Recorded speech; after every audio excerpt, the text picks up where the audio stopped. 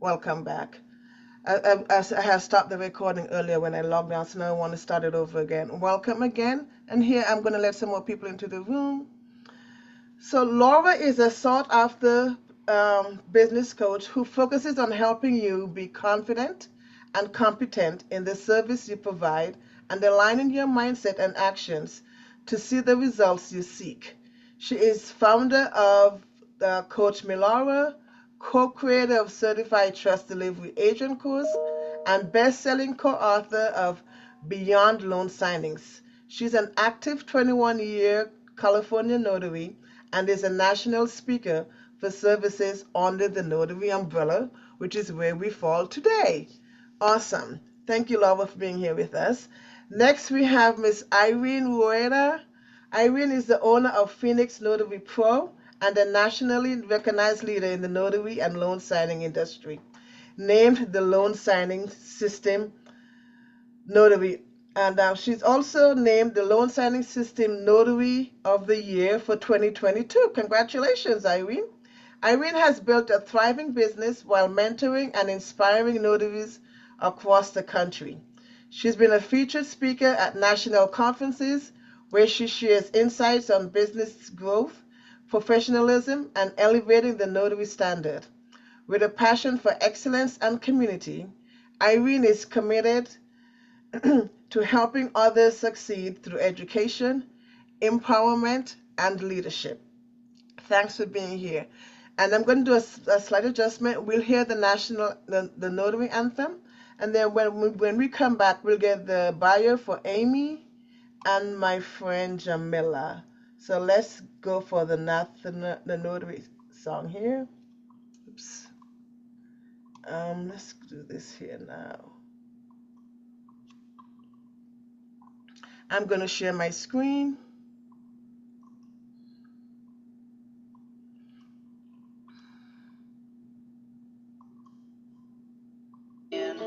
Need a notary public, cause I think I'm gonna sign away my heart again. I didn't read the tiny writing, I just blindly signed the bottom of the page, and then she spent my money, paid no interest in my love, and now she's leaving me alone again. I need a notary public, cause I don't think I got the will to love again.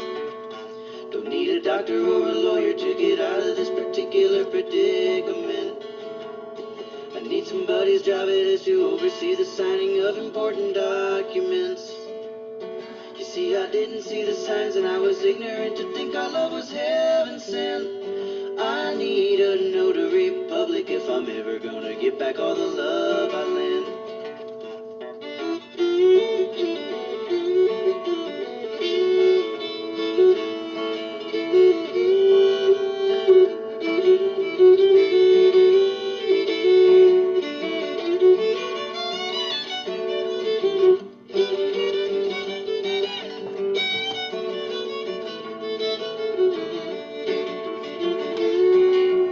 How could I see the signs when I was sleeping with the one I should be sleeping on?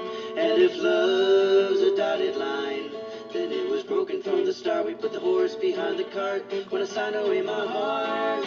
I need a notary public, cause I think I'm gonna sign away my heart again. I didn't read the tiny writing, I just blindly signed the bottom of the page, and then she spent my money, paid no interest in my love, and now she's leaving me alone again. I need a notary public, cause I don't think I got the will to love again. I need a notary public.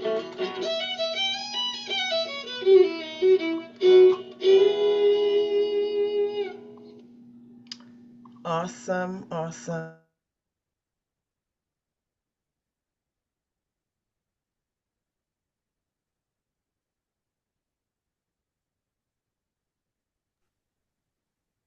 Teresa, you're on mute. Sorry, thank you. So now I'm going to continue with the introductions. Next up, we're going to meet Amy Seitz. She's in my top left corner over here. Amy has been an Ohio notary for over 20 years and is a dual commission remote online notary in both Ohio and Florida. She is the founder of Cyberize LLC, an innovative online notarization software platform, and a certified notary trainer for Ohio and Montana. With a strong background in the information technology sector and experience working with various government agencies, Amy saw a growing need for accessible online solutions, especially when when especially when it's time for when time is of the essence. I'm sorry. Drawing on her technical expertise, which she has, creative vision, and real world notary experience, she set out to transform online notarization process for notaries and clients alike. Today, Amy is passionate about empowering notaries through education, technology, and a platform designed to serve clients worldwide, anytime, anywhere. Amy Seitz. And just in case you don't know, Amy is the only woman-owned platform owner up there. All the others are owned by men. So, yay for the woman in the house. Okay, congratulations, Amy. And now I'm going to meet my friend Jamila. Jamila, are you here? Okay, there you are. Okay. Yeah. All right. Jamila is a serial entrepreneur with a diverse portfolio of businesses. Her current focus includes her role as a notary signing agent and a licensed real estate agent, operating under her company, Virgil Signing Services LLC. In addition to these operational roles, she dedicates a significant portion of her time to mentoring and coaching aspiring professionals within the notary signing agent industry. She is committed to continued growth and success in these ventures. And coincidentally, I am with Jamila. We have a 60-day challenge that's going on now with the Super Notary's mom. So when we're done with this, then we move into that at 7:30 this evening. So she does that continuously. Thank you. Thank you, ladies. So these are the leaders we have with us today. Just a moment.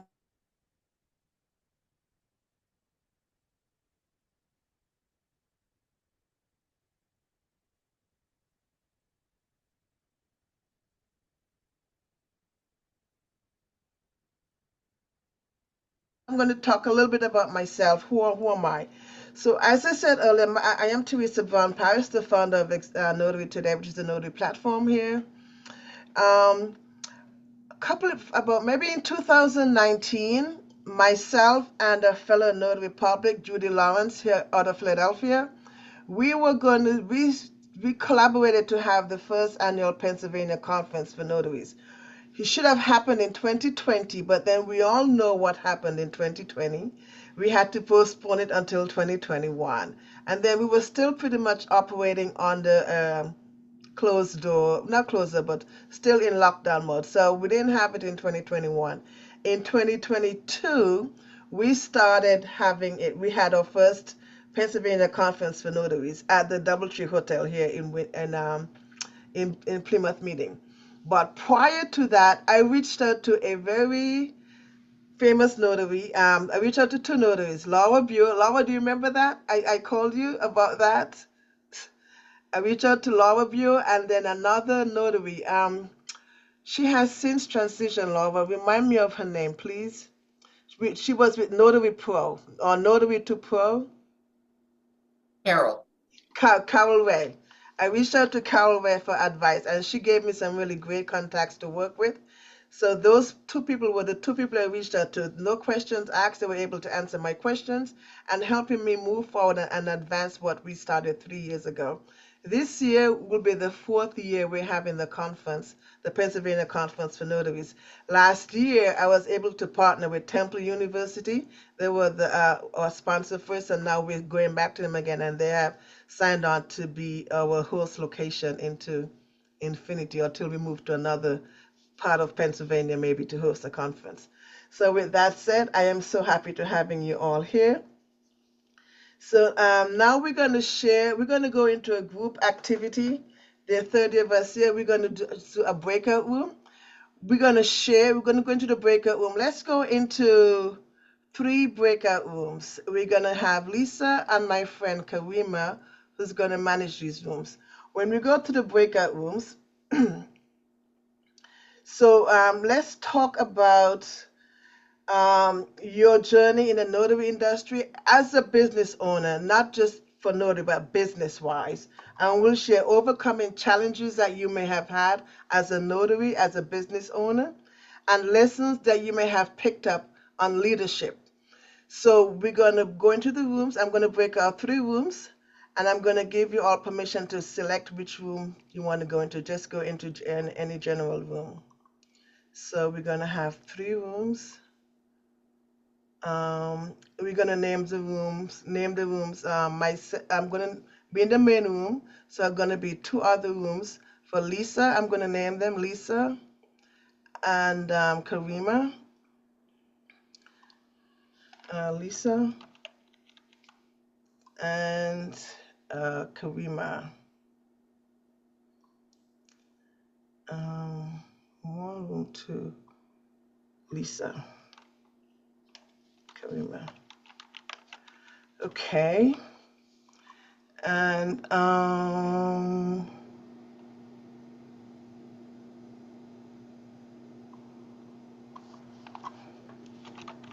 Lisa. So we're gonna move Karima to.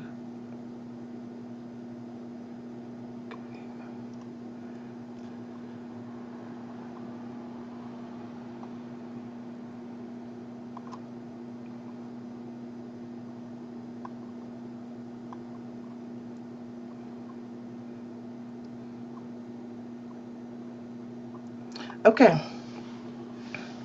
So we're going to the rooms now. You're going to stay with me in the main room. Oh,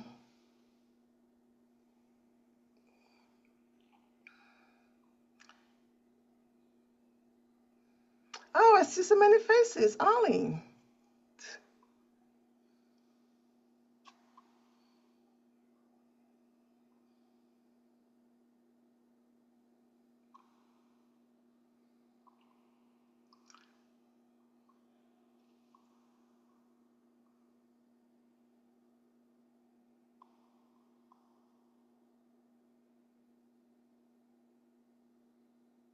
Okay.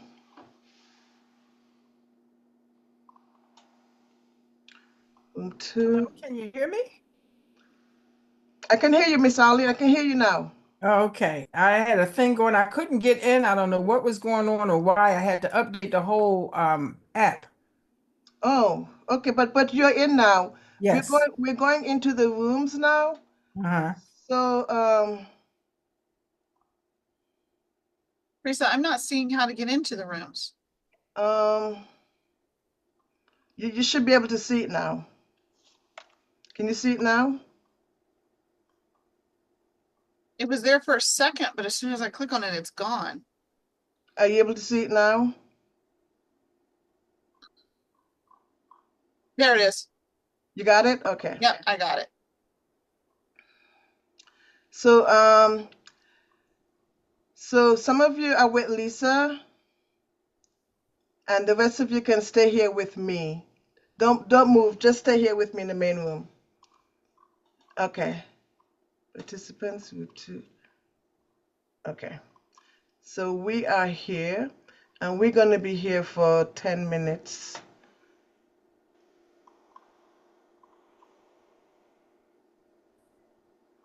Put 10 minutes.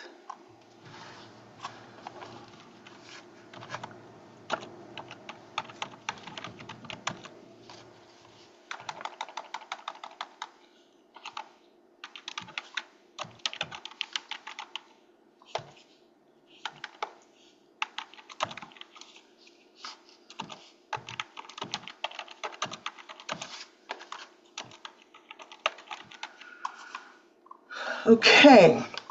So here we are, ladies. I'll make sure everything is all set here. We have 2 rooms and the main room.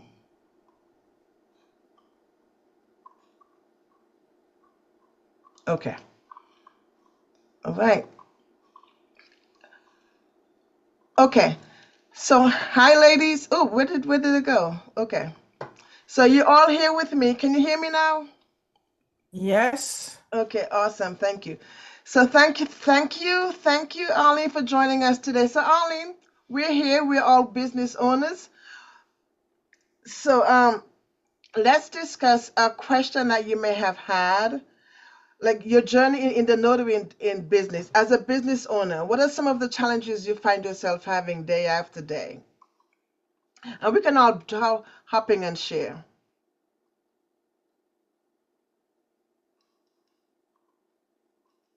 Well, for me, I don't know if you, for me, hi everybody. I'm Jamila Virgil. For me, it's just kind of staying on task with all keeping up with your accounting and all the different elements, marketing. Hard to be everybody in the business. So I know they talk about delegating and getting somebody to help, but got to get the money to do that. So that's been my struggle, just trying to juggle all of this. Irene, let's go on to Maria Riojas. Am I saying your name correctly, Maria?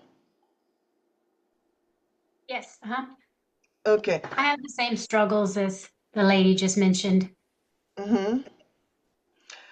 Have you in your community, is there like a business chamber that you've probably reached out to and try to be a part of?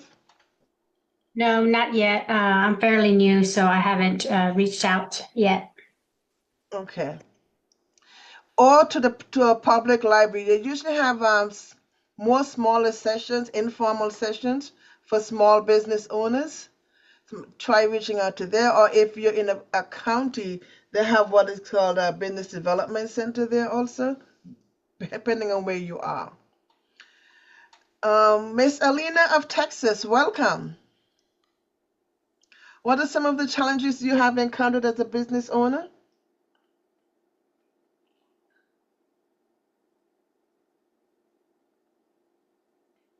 Hello? Okay. Anyone want to share? Hello? Miss Arlene can't speak because she's at work. Geneva, Repeat what you said, please. Can you hear me? I can hear you now. Okay. Yeah, basically it's trying to get everything done. You know, you're marketing, you're trying to do sign-ins, but then you're trying to do your accounting. So I agree that, in the beginning it's just a lot and you kind of feel a little overwhelmed. And people will say, "Oh, I do it on the weekend." But when you get to the weekend, you're still working. So it's just sometimes you're a little burnt out. Do you find that maybe if you partner with someone, then you can probably do things together as in collaboration? Well, I mean, we do have people down here in Maryland and, like Shelley Gores and Debbie Best Schneid. I can't pronounce her last name.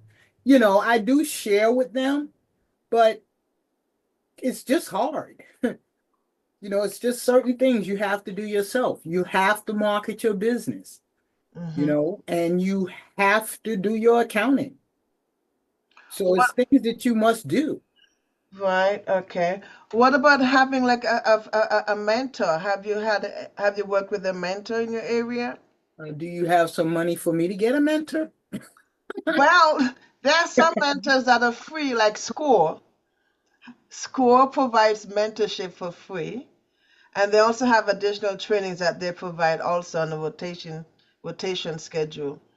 And SCORE is a federal program, and they also have the small business development that are done through local colleges and universities.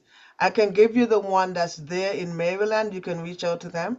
They do have a lot of online sessions that you can attend. And if you happen to miss one, they have them recorded so you can always listen to them at your convenience.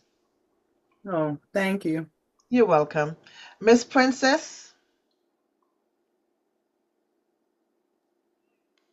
Okay, nothing. So, okay, another question before we go. We'll be here for another 8 minutes, another 6 minutes. Okay.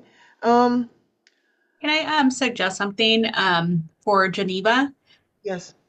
Geneva, by any chance, do you have like any younger nieces and nephews that might want to do that, like, I don't want to say like bookkeeping part, but just like entering in the stuff in whatever system that you use, whether it's like Notary Gadget, Notary Assist. That's what I did. I hired one of my nieces when I first started because I was doing quite a bit of signings and I also had a full-time job at that time. And I just paid her $13 an hour. She probably worked like maybe 2, 3 hours a week, if even. And all she was doing was just inputting the stuff. And at that time, I think she was like 13, 14 years old. And at that age, they know how to use the computer. They know how to use apps and stuff. Do you have anybody in mind that you could possibly hire for that amount? It's like less than, I think I paid her like maybe $75 a week, if even. Like it was literally just like one signing. So that's one thing that I would suggest is maybe hiring somebody that's young and paying them. And that way you're not having to put that time into that. Well, that's a good idea, but unfortunately, there's nobody close to me. All my Okay. family is in Virginia. And they don't even have to be close to you. I mean, everything's done on the computer. So give her access to your systems and she'll be able to just input whatever you need inputted. Okay, well, that's a thought. Thanks for the advice. I appreciate it. Yeah. And then another thing, as far as marketing goes, when I first started in this business back in 2018, 2019, I got together with other notaries. I'm in Phoenix, I'm in Arizona. And if you've ever been to Phoenix, it's huge. Like it could literally take you 1 hour to get from one side of Phoenix, and this is just Phoenix itself, from one side of Phoenix to the other side of Phoenix. Like it's a huge metropolitan area. And so we have like the East Valley, West Valley, and if I have signings in the East Valley, I live in the West Valley, so I can't spend an hour and a half driving to go do a signing. So what I would do is I got together with other notaries and just met them on Facebook or whatever, and got to know which ones I wanted to work with. And before I got my signing service, I would refer them out. So if one of my title companies called me and said, "Hey, are you available for the signing in the East Valley?" And I would tell them no, but my partner is, let me have her do that one. And then so my notary friend would get that job, and then same vice versa. She would get jobs and hand them over to me if they were in the West Valley. So that's one way that I marketed, was not only with title companies but with other notaries. And I got quite a bit of business like that when I first started. So just an idea for you guys.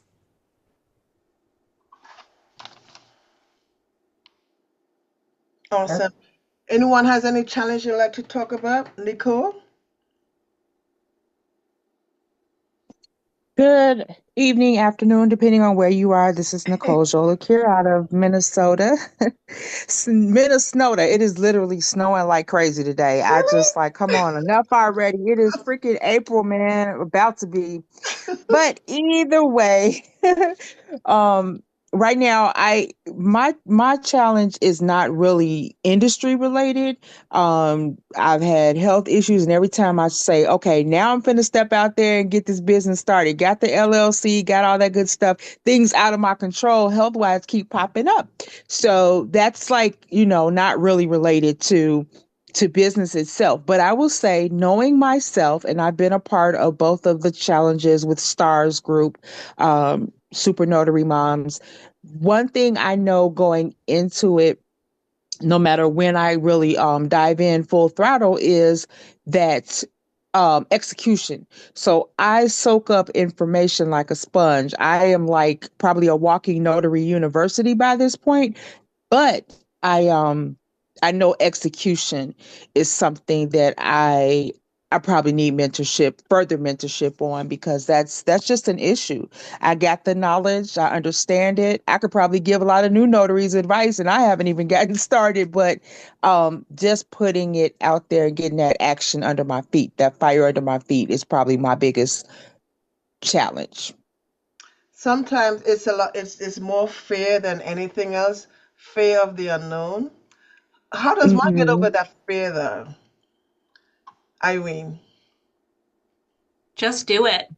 That's my Hmm. suggestion to you is, I mean, I was the exact same way when I first started. Like I actually started my journey in the notary industry in 2018 and took the course, took the loan signing system at that time, and then passed it in August of 2018. And then same thing, like I was just seeing everybody like taking signings. I was on all the Facebook pages, and I didn't take my first signing until March of 2019. And it took me about 2.5 hours to even do that signing. And I was scared. Like I was like nervous. I think I was sweating. Like I'm not even joking. Like I was like, I felt like I had like stage fear, stage fright, whatever. And so, yeah, I mean, just do it. Just take that first signing. You have to get over your fear. And I want to say I was probably scared maybe the first 5 or 6 times that I did it. And then after that, I started feeling more comfortable. The more that you do, the more comfortable that you're going to get. So you just got to get over that and just do it. One Okay, question I had. Thank you so much, Irene. I do have a quick question. I don't want to hold up all the time, but can you guys give me maybe ideas also for volunteering? I think that kind of helps to get your feet wet. Not like a full loan package or anything, but just little different places you could do simple forms. we can do that in the main room because we have to get back, so and that this way everyone can hear that when it comes to Okay. volunteering. Okay, so we're Thank going to be closing you. this room now. Thanks for sharing. We're going to be closing this room now in 60 seconds. So they'll all be coming back into our main room here. So we can keep talking because they're all going to come back here. All right. You know what? Are we on Eastern time? I think I joined really late. Yeah, no, no, I no. didn't know we were in breakout rooms. We are on Eastern time. Yes. You're in Minnesota. Are you Yeah, so Central I time? thought it was 3:30 my time. Yeah. Uh, 3:30. So it would have been 3 o'clock your time. I don't Okay, know. I had the wrong time It's down. Yeah, I Minnesota got mixed Central. up. It's Minnesota Central We time. are Central, and I thought it started 3:30 Central time. So, yep, no wonder. I'm like breakout rooms. Okay, got it. You're fine. You're fine. So we're waiting for them all to come back here. How many seconds? Arlene asked the question. She said, "Do I need to have an LLC to start a business as a notary?" No, you do not. I think that you should. Everybody should do it how they want to, but when you just starting, because sometimes people do this and they feel like this is not for them. So I think that you should do the business. When I started off, I started a sole proprietorship right under my name, and once Okay. I got to do it, I then I went into getting my LLC. Okay. Awesome. Okay. Looks like we're all back now. Patrice is coming back into the room. Thanks for sharing. Anyone care to share what they learned in the breakout session? You may learn a thing or two from someone there. Anyone care to share? We'll take 2 minutes to do that. Hi, this is Patrice. Sorry, I had to turn back on my computer for battery's dying. I received from our breakout session information on adoption agencies on where to contact them and how to go about it. And then I shared information as far as myself, and I'm going to put my information in the chat so that other people can reach out to me as well. Yes, thank you. Thank you for doing that. And also, if you can put your information in the chat, especially if you have a LinkedIn profile, this way I would encourage us to connect with each other on LinkedIn so we can help each other's network grow and become a part of each other's network. Okay, thank you. I hope this was a great breakout session for you. Now we're going to get right into our panel. First up, we're going to hear from Miss Laura Biewer. Miss Laura, if you can unmute and you'll take us, we'll hear from Laura. You are a notary educator, you are a notary public, a notary educator, mentor, conference host. So if you can share with us, how did you become a notary public? I've heard your story before. So if you can share with us your story and journey into becoming a notary public, some of the challenges and triumphs you've had in leadership, and advice you may have for upcoming notary entrepreneurs. Okay. How much time do I have? You have 15 minutes. Oh my goodness. Well, if you don't need all that time, that's okay. That's okay. All right. So for those who don't know, I left corporate. I opened up a 6-bed facility to take care of elderly clients. I worked for a nonprofit helping people with hidden medical conditions. And I was a vice president at the time, and I wanted to get a little bit closer to hands-on help. I didn't realize how hands-on this would be because I went from being a vice president to giving baths and making breakfast and dressing people every day. And so within a few years of doing that, I realized, people need notary service and they didn't want to come to my facility. They said the people are too slow. The people might not be alert and aware. The people don't have ID. They might not be able to sign their name, and nobody wanted to deal with these issues back then. And so I became a notary, and I served facilities like that, and I didn't charge at that time. But a friend of mine who is an attorney, she was a notary at that time, put herself through law school that way, and encouraged me to use my commission beyond that. Because if you don't have all 6 beds filled, you don't make any money at all. You don't make money till bed number 6. So she showed me how to do loan signings. I started there. I was doing really well. And that was in 2005, 6 into 7. Was going great. And then 8 happened. And in 2008, some of you were here when that happened, the financial crisis happened, and I wasn't getting any jobs anymore. I mean, it was just kaput. And so I had already had decided back in 2006 to sell that business, that facility business, and just be a notary full time. So now I left corporate, I sold my previous business, and this is all I had. And now I wasn't making any money. And so I had to figure it out. And I did. I did that by saying, what else needs to be notarized? Where else do people need notaries to go when they can't get the service? They can't go to the bank, they can't go to the UPS store. And that's how I got this idea of specialty work and really started specializing in hospital work, particularly because I had that background. I did a lot of early notary work there.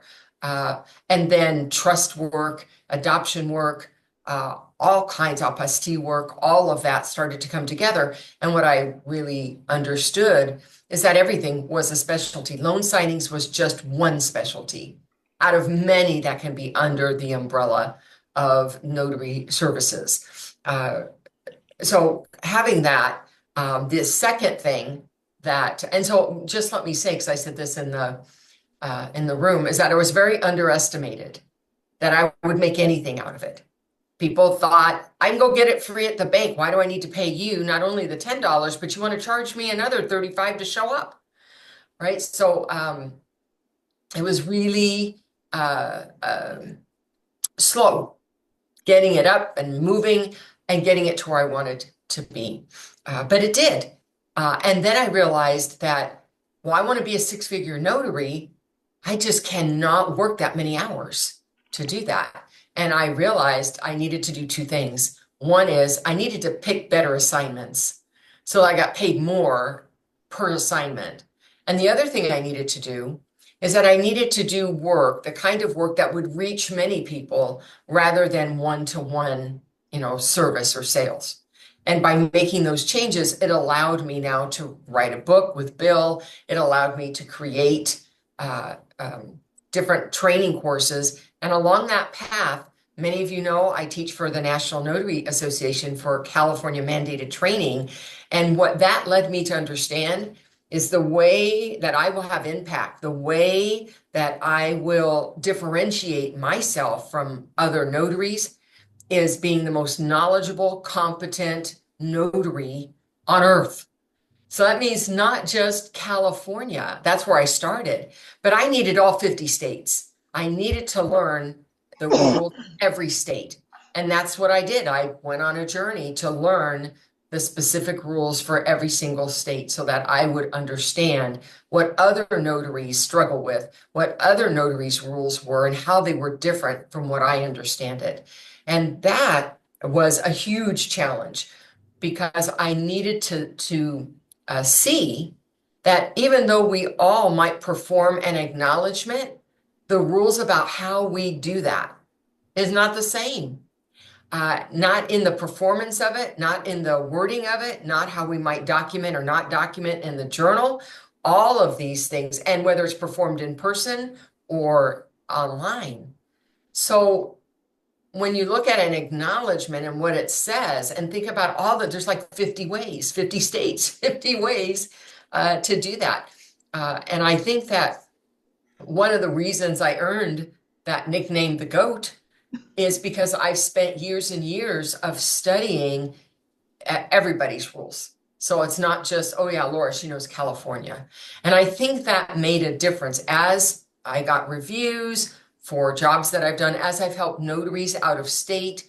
It helped broaden me from being a notary to really being a business owner, to really having something that would take me through to retirement, that would build my business financially and really give me fulfillment because I love being in service to others. And now there are so many ways I can do that. So I am so grateful that I had the opportunity, that I got into this particular line of work, and then how it grew and spread, and how I have the opportunity to share that with other people.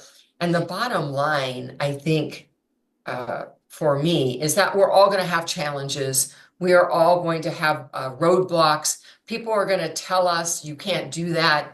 It doesn't work that way.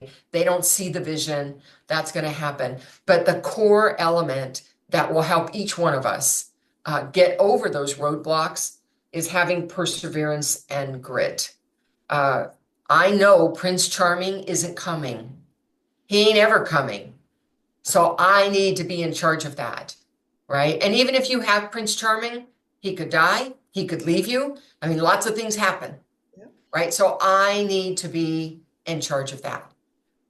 And so that does take bravery, and it takes a real inner fortitude to say, I know this relies on me and I have it in me. I am powerful, and I know that I can do this. And I think that's that kind of self-talk for me is what's helped me get over the roadblocks and the challenges that have come along and changed my perception, because I think the roadblocks are just perceptions. They aren't necessarily real. All right. Well, Teresa, what do you think? Do you need any more? I think you were great, Laura. Thank you very much. Do we have any questions for Miss Laura? I do have a question, Miss Laura. Before you, who was there? Who did you have as a mentor? Yeah. Well, there really wasn't anyone, back when I started. But I will tell you, a year and a half into it, that's when I went to my first NNA conference. And at my first NNA conference that I attended, which I think was in 2005, they had, you could buy a ticket for a lunch, and they had a speaker right at the lunch. And I decided to do that. And who was there presenting but Miss Elaine Harris, Wright? She was just Harris then. Yeah. And she talked about the most common sense tools that I would need. And the one that sticks in my mind, she had, you know, those big camping lights, Yes. but they're like, is it 12-volt batteries? They're huge, big square ones you take on camping trips because you can't see the damn address. It's darker than dark. They don't have the light over where their house is, or their address is missing a number. I mean, you name it. And you're in the dark trying to go to an assignment. And I just thought, I love what this woman is talking about because it's nothing fancy. It's, look, there are tools that we need to help us get this job done. So before we worry, about branding and everything else, make sure you got the right tools to help you get the job done. And I just fell in love with that idea of, okay, core business first. I need to be competent at what I do before I worry about what that looks like. First, I need to do that. And so she would probably be my first. And then it was a few years into it before I met Carol. And Carol and I became friends. And I took her online course because although I was already certified, I wanted to see the competition was doing. And I loved what she was doing so much that I called her and said, I just finished your course. I teach it for the NNA, but I gotta say, I love what you're doing. Why? Because it was no nonsense, straightforward. Here's what you need to do. Just loved it. And so when you're thinking about your business, think about the basics, the foundation, because if you have a strong foundation, the rest will sit on top of that and be stable. And you'll be able to do the fancy stuff. But first, you got to start with the basics. Awesome. Awesome. Thank you, Miss Laura. No questions? You can save the questions to the end. That's fine. So, Laura, following you is going to be your mentor, your first notary educator, Miss Elaine Wright. Where did she go? Oh, here you go. Here you go, Miss Elaine. Miss Elaine, we missed your introduction, so if you can please introduce yourself to us, that would be great. And then you're going to talk to us about you as a notary public. How did you become a notary public? How was your journey in that field? Some of your triumphs in leadership, your advice for aspiring notaries, like you were able to inspire, advise, and inspire Miss Laura Biewer. I didn't know that much. So take it away, Miss Wright, Miss Harris. We're not hearing you. Okay. You hear me now? Yes. Yeah.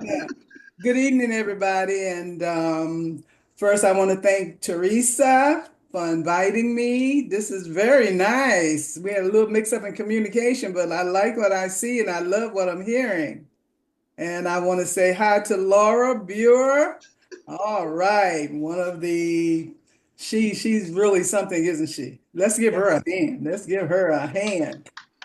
Well, oh boy, I just love to talk about my journey.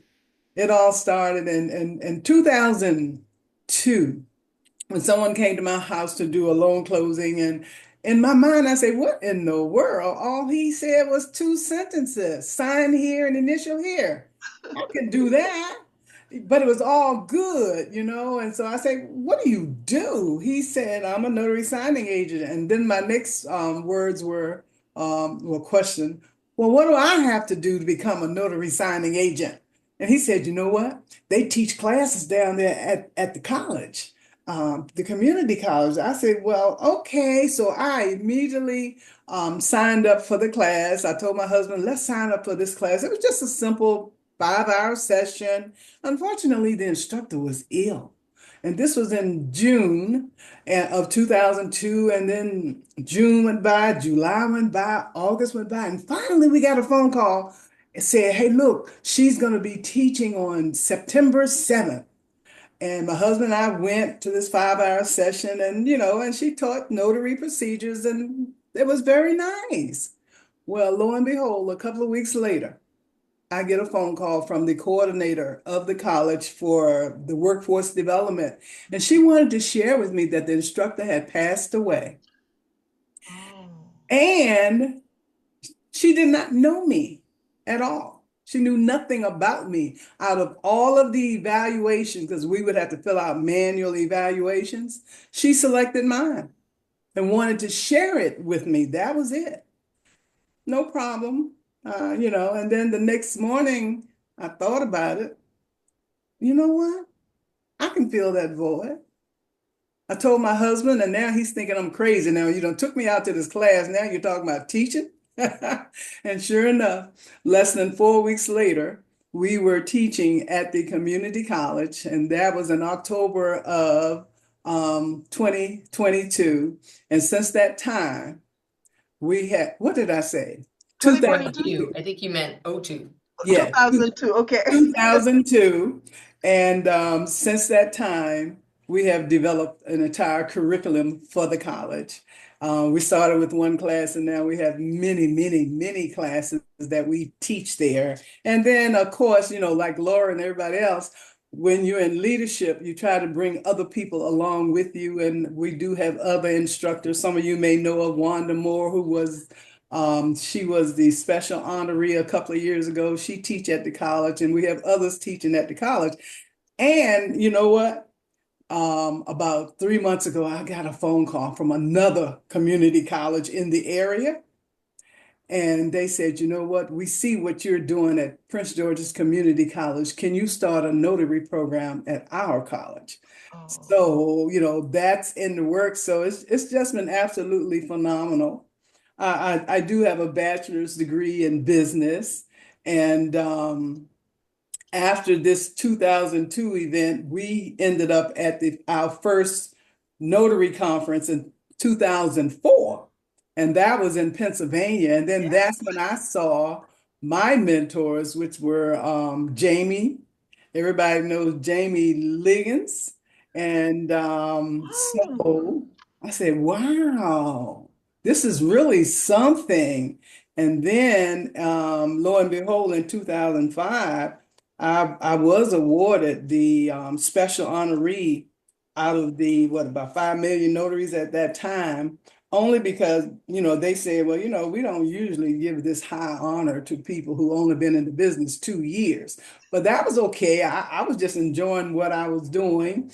And then in 2009, I was awarded the NNA Notary of the Year. So that has been quite a blessing. And like Laura, you think about what you're doing and you try to be the best at what you can be. I happen, fortunately, to live in a state that has many requirements, whereby, for example, in order to become a notary, you have to take a course with the Secretary of State office. In order to renew as a notary, you have to take a course with the Secretary of State office. And guess what? I teach for them too. The other thing about the state of Maryland, in order to close loans, you just cannot be a notary and close loans. You have to have a special license. And this is mandated by the Maryland Insurance Administration. And guess what? I teach for them too. And so I got into it. I loved it. I initially got into it for the money, but then I realized it's more than the money in what we do. So I have spent my time in teaching others how to do it. There were challenges along the way because when I did start, I was working a full-time job, but fortunately, I worked next door to the clerk of circuit court, whereby the whole public thought that they could go there and get documents notarized. But staff didn't do it. And guess what they did? They sent them to me, which I think gave me so much experience. I think I probably notarized more documents than anybody in the entire country. And when I say notarize more documents, what I mean is different kinds. I mean, one guy came to me and he said, you know what? My wife need to have something notarized. I said, oh, okay, well, just bring her on in, because I had made arrangements with my workplace to be able to notarize, and it was no problem. I set that up with my supervisor, as long as it didn't interfere with my work. But anyway, so he says, yeah, she can't come. Why? She's in the hospital and she had this notarized already, but it's not working, it's not good. I said, oh, I tell you what, just take it back to the same notary and get her to go to the hospital and notarize. He said, no, she can't do that. I said, well, what's going on? Is she conscious? He said, no. So that's when I learned how to be able to be stern and just say, well, I'm sorry, I cannot notarize for you.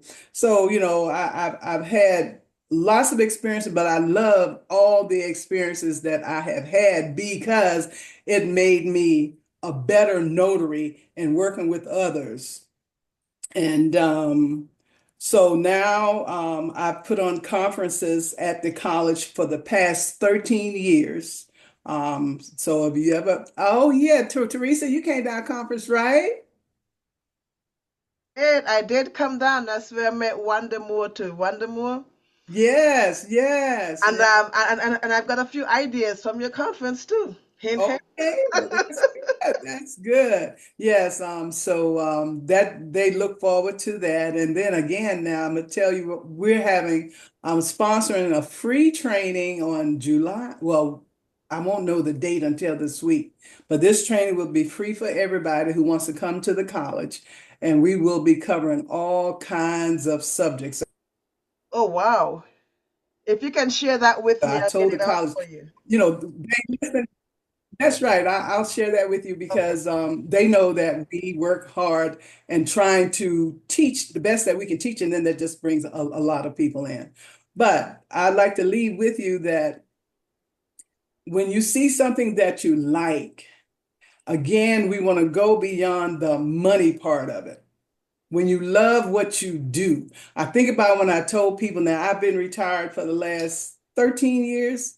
And when I would tell people I'm retiring, they would say, well, what are you going to do? I said, oh, I'm a notary. And they say, oh, what? That was so funny to me. But I tell you, they do not realize the strength of this business. Find yourself a gray area and make it your area and make it work for you, no matter what. Even during the downtime, you just keep right on going. And so I'm at a point where I can set a time that I will be passing the baton on to somebody else and making sure that they're able to carry on when I'm no longer here. So that is my story. That's awesome. You have any breaking news? Have you selected that person yet? I'm looking You're very looking. Okay. yes. Awesome. Awesome. Yeah. Okay. Awesome. Thank you, Miss Elaine. Any questions for Miss Elaine? Everybody's quiet. Yes, they are so quiet on a Sunday evening. No Uh, questions? no Everybody question. is just paying attention. I think that's what it is. Okay. Okay. But I do have a question for you, Miss Elaine. The same question I had for Laura. When you started out as a notary, you got your commission, you have your equipment. Did you have a mentor? Yes, yes, yes. There were actually two. Jerry Florimon, she was the 2000 maybe three notary of the year. And that is the first person that I saw when I went to the conference that I attended in 2004. And then that's also where I met Jamie Liggins Okay. and I conversed with them. And then going to the conference because you don't have to have a mentor per se, just going to the National Notary Association conference and seeing what everybody was doing. I have not missed one conference since 2004. I have gone to every single conference. And I've been teaching at every single conference for the National Notary Association since 2005. So it's good to have a mentor. And in the beginning, we kind of needed a mentor because it had the path hadn't opened up yet for us. Mm. People didn't know what it could offer, but now you can just listen to YouTube and see what's going on with the National Notary Association, and you can find your way. Yes, but conferences are great. It re-energizes you. You get to meet fellow notaries that you wouldn't meet on a daily basis. It's just really good. We have a question from Patrice. Patrice, you can go ahead. Yes, good evening, Teresa. Thank you for putting this together. I thank all of the panelists for sharing all of your plentiful information with us. But my question is, what has been the most challenging event that you have faced as a notary, and how did you work through that? Oh, is that for me, Laura? Yes, ma'am. Well, Okay. for each. Okay. Laura, you go ahead first.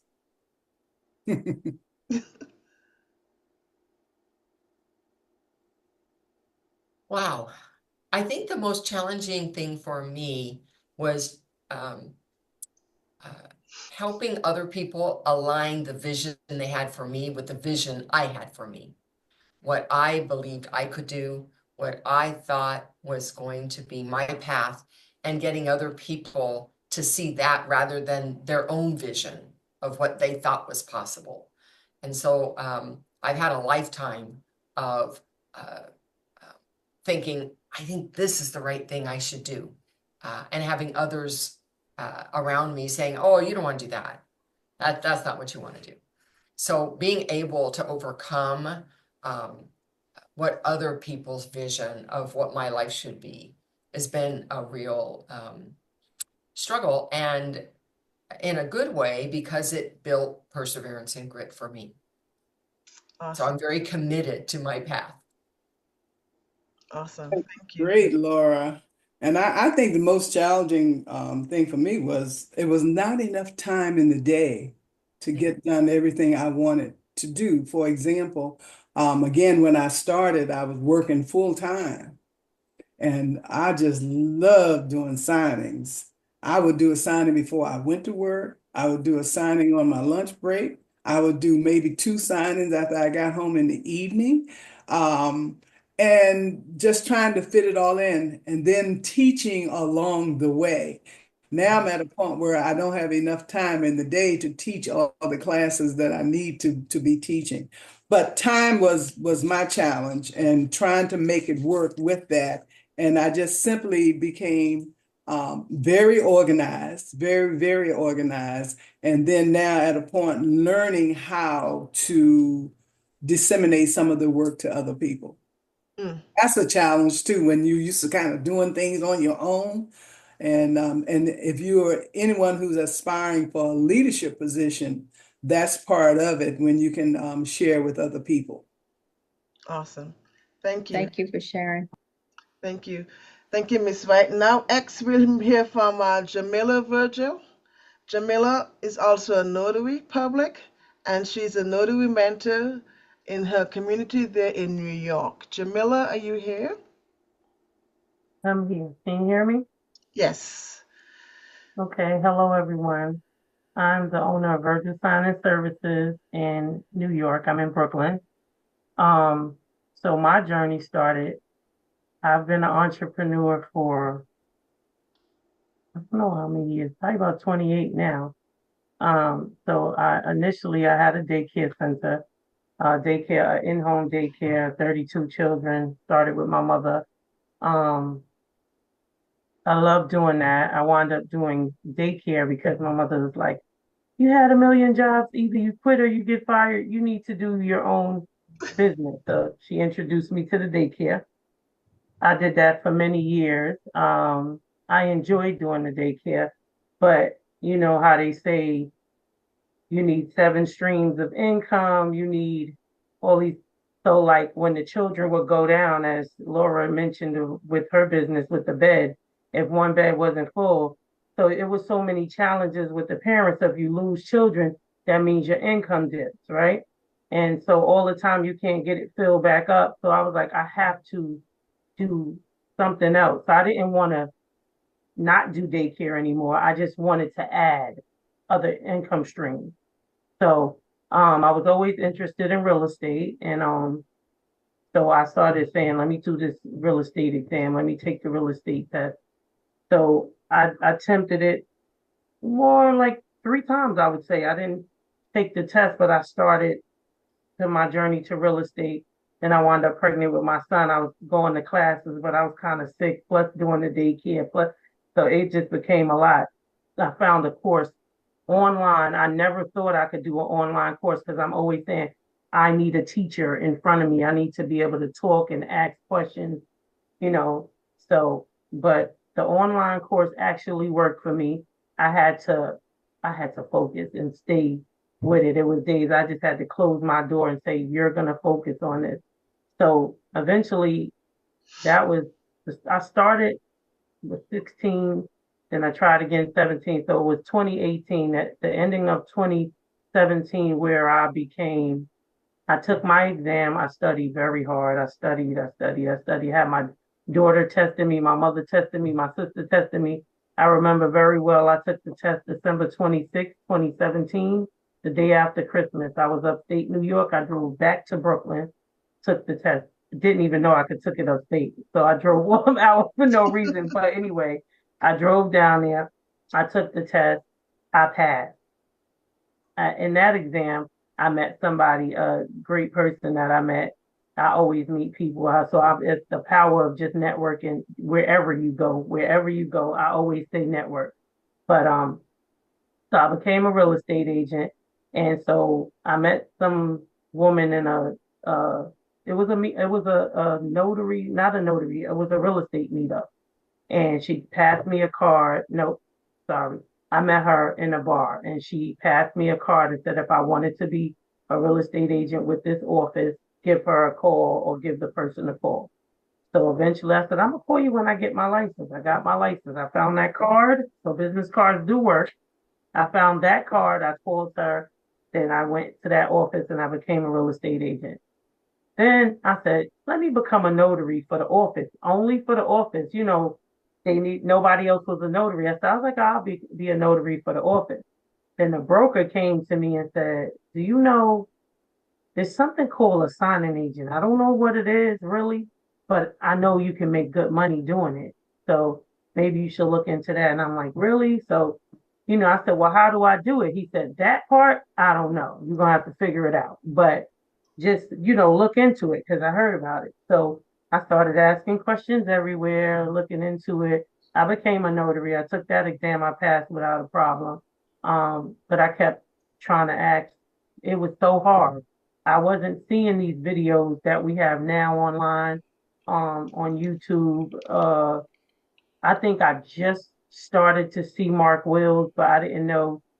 A lot of times you see videos and you say, is that real? Are they serious? You want to know somebody in real time that did this. So I said, I just kept asking. I don't care who I speak to, I would always bring it up. Does anybody know about this? And finally, one of my friends that I grew up with when we were like 13 years old, she was like, I got a friend, he does this full time. This is what he does. And I'm like, really? She said, yeah. So she said, when I get with him, I'll give you a call. She did exactly what she said. She got with him. His name was Eric Salas. And when she got with him, she called me and they put, we were on the 3-way. And he just from there, that was my mentor. When I tell you, he said, do this, do that, go to National Notary Association, sign up for this, get your background check, get your errors and omissions. He told me everything in that moment. And in that same night, I did everything. I even took the test on the NNA and I passed. So, and then I went with him to a signing as a witness. He let me come. I shadowed him a couple of times, and I was like, "Oh, I can do this." So, like, I think the third time he was like, "You could come." I said, "No, I'm gonna do a signing. If I need any assistance, I'll call you." Right. So, for me, it was very important to get started because, like I said, I was not only doing it for that, but I was doing it because I needed another income. So I was doing the real estate, but I found this to be, it seemed so much easier, and I enjoyed going to meet different people and talking to different people. So I was like, I think I like this better. So like I said, he was he was a very good mentor. I don't whatever I call, I don't need down to inking my stamp. He was like, this is what you do. He was like, meet me at lunch, but I'm gonna show you how to ink your stamp. But he helped with every facet of the business. Whatever I need, he told me how to put the folders together and how I should have it prepared. I mean, everybody don't do that, but I like the way that he did it. That, make sure you have the folders, open you a FedEx account, open you a UPS account, make sure you already prepared. So that's how I am. I'm prepared. I got paper, FedEx, UPS, everything is here. So when I'm done with the signing, I could literally, if it doesn't need to be scanned, I have a scanner in my car, but if it doesn't need to scan, I'm dropping it. So he taught me a lot, but I wanted more companies. I was still like in these groups trying to figure out how to get more companies and more business. So eventually I did take Mark Will's class. I only took his class. I wouldn't say that I needed that class because when I tell you Eric was very efficient, I just wanted more. And I wanted more companies. He wasn't giving me like companies and the different things. So once I took that class and you got in a group and then a lot of people were sharing lists of different signing services and companies. So that's, pretty much how I got started with this business. And I have loved this ever since. I haven't gotten to I wanted to do a signing service, but then I'm like, this is a lot you do need to delegate, you need help. I've been in so many different closings. Elaine, I've been offered to work at a college, at Kingsborough College. The lady said, I want you to be an instructor when I was done, just explaining to her and talking to her in the closing. But I was like, do I want to do that? But now listening to you, I'm like, maybe I should call her because I was kind of like shying away from that. But I do want to teach because I teach people all the time, every day. I have people call me and say, thank you so much for helping me. I just do it without a price, on it. But I've been helping so many people become notaries because I'm free to give information. But the lady at the college, she definitely, I've been offered all kind of jobs, interior design. So you meet so many people in this business and the networking is, if you take advantage of it and you're not like an introvert and you just quiet throughout the whole closing, you would be amazed at the people you meet and that I still speak to. So this business has been amazing for me. It's time for me to level up. I've been trying to use my daughter. She's 17. She was younger than that. She helps with some things, but I've been trying to I'm like clean my office, try to get her. And I'm going to teach her the notary business. I've been teaching her, but she'll be 18 in December. She's going to know this because she's going to get started. Like it or not, she might not like it, but she don't know what she like until you do it. So it's been a great ride. I am coming up with some classes.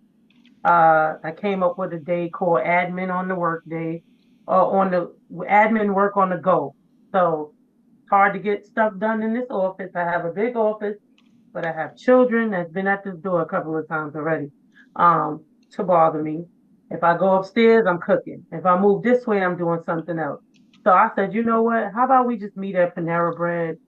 Me and this guy, Steven, was like, let's meet at Panera Bread or something. And just 2 weekends ago, we stayed there for 5 hours. I worked on my marketing. I worked on my,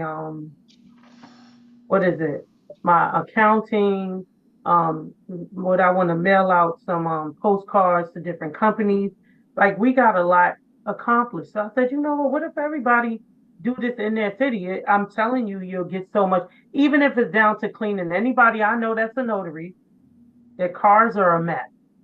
My car is a mess. I live in my car. So even if it's just to clean your car, let's get out here, clean our cars out for this day and do your whatever it is that you're behind in and you want to catch up and you want to get out of that environment. I think that's important.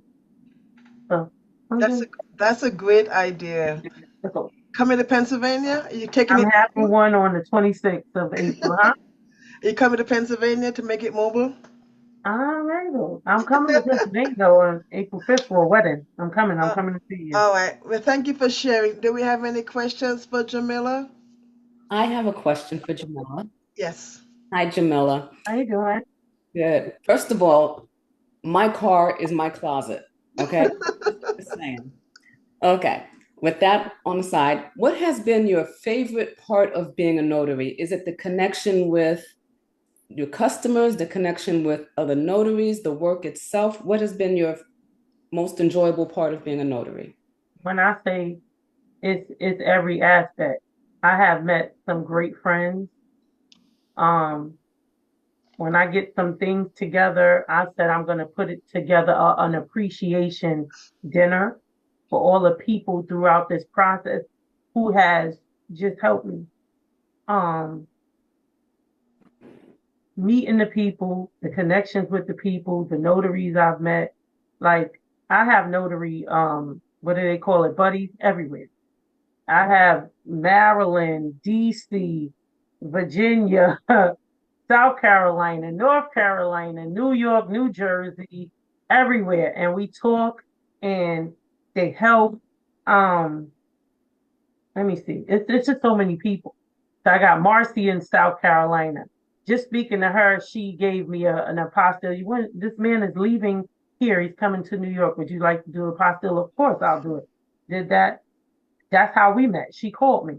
That's how we met. I did the apostille. It came out good. I sent her some money. She's like, don't send me any money. I mean, it was just, we've been talking ever since then. There was a business closing out there. She came, she FaceTime, like, look, there's printers and they have these things on sale. $50 for printers, $50 for scanners. And I'm like, oh yeah, we all want one of those. So we mailed her, we sent the money, she mailed it to us. Like, you have no idea how far you could get with networking with everybody.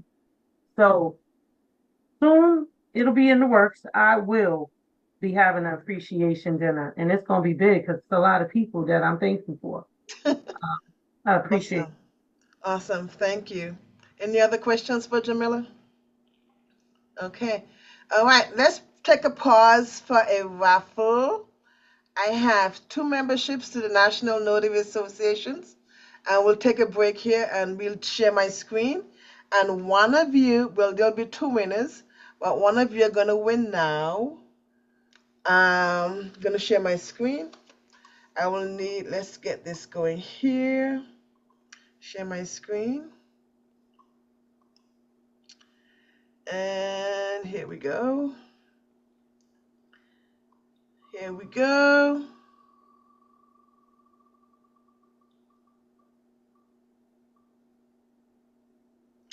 Well, looky, look.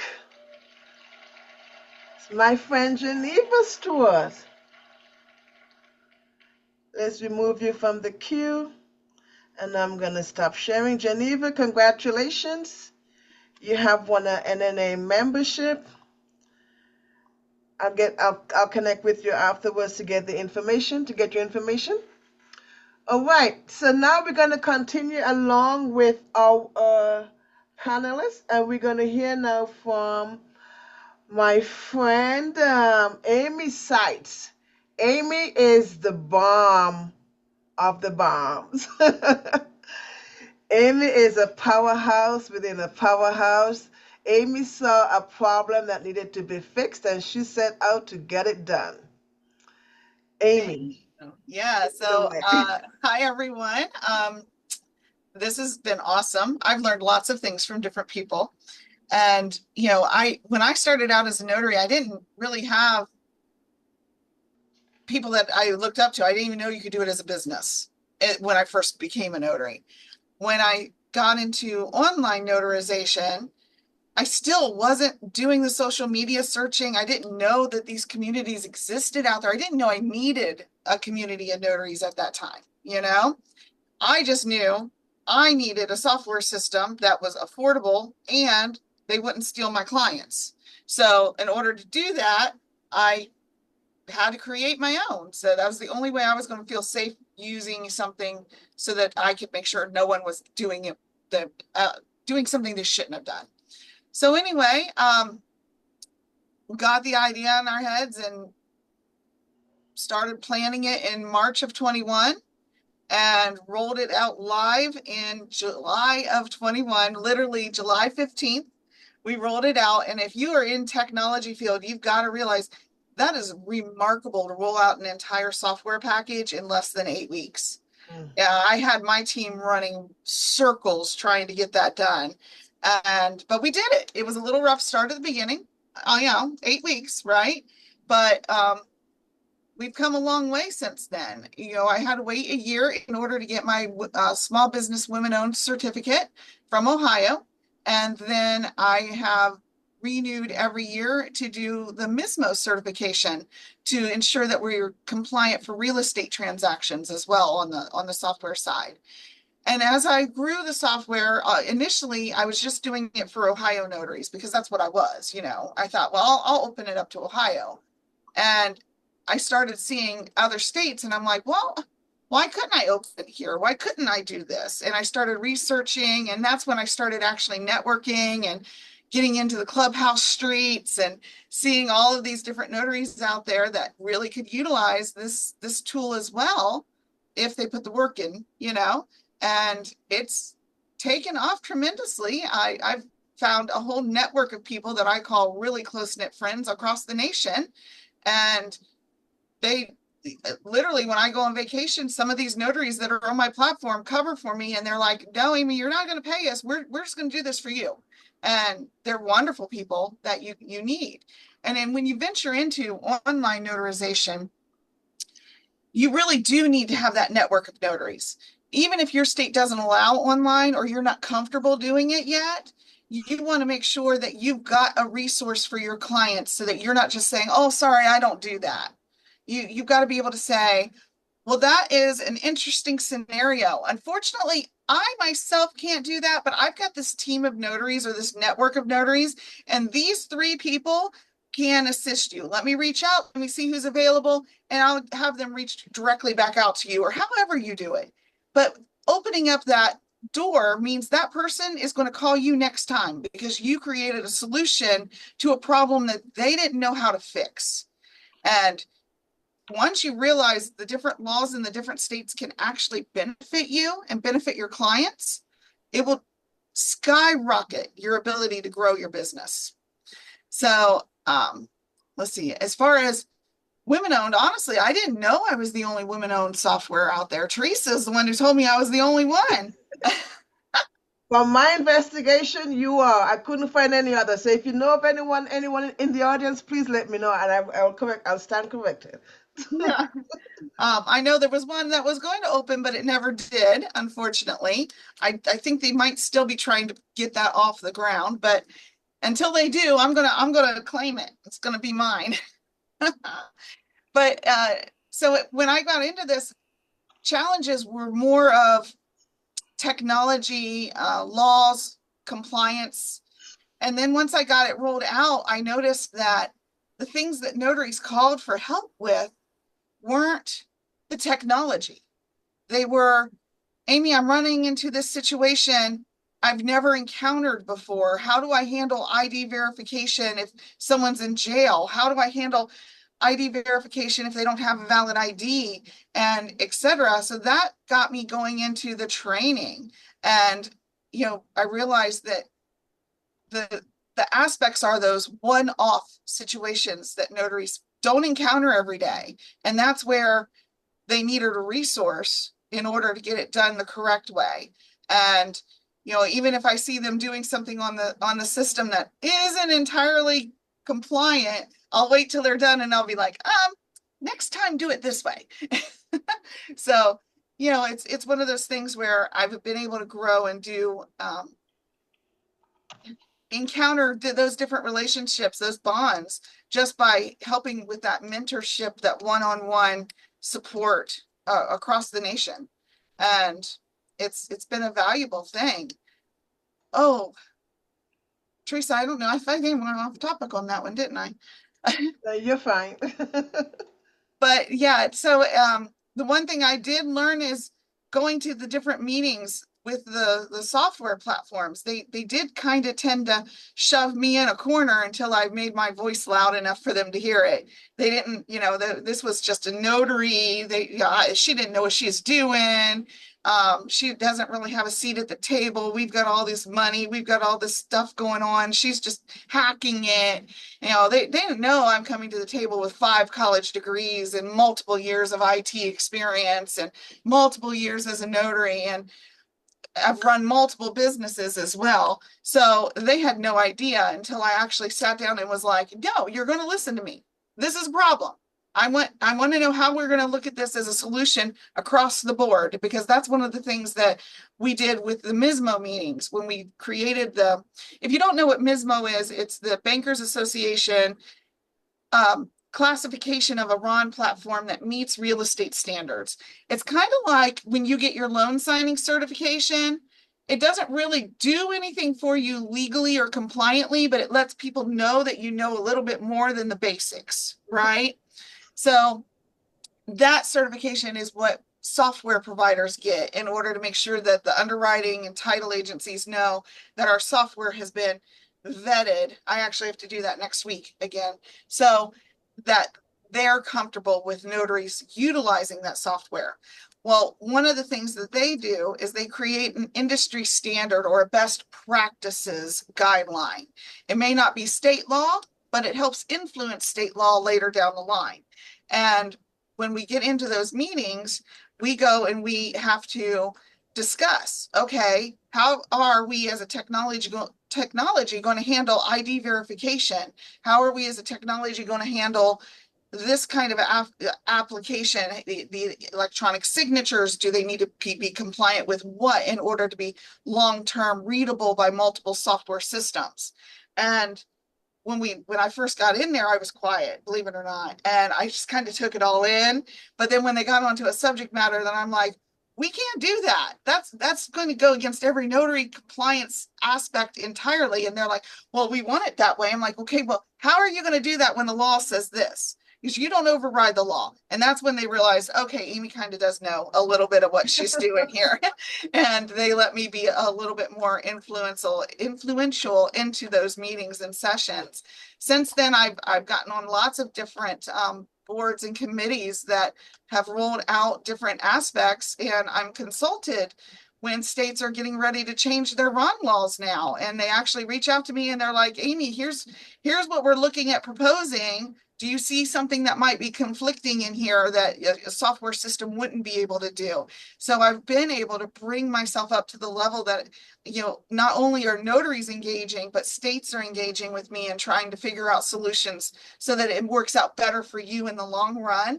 And I'm currently on a panel that's working with the facilitation of e-apostees. I can't say a whole lot about that subject, but it is something that is getting ready to roll out in a few months, I think, at least, or maybe in the next year, depending on how they roll that out.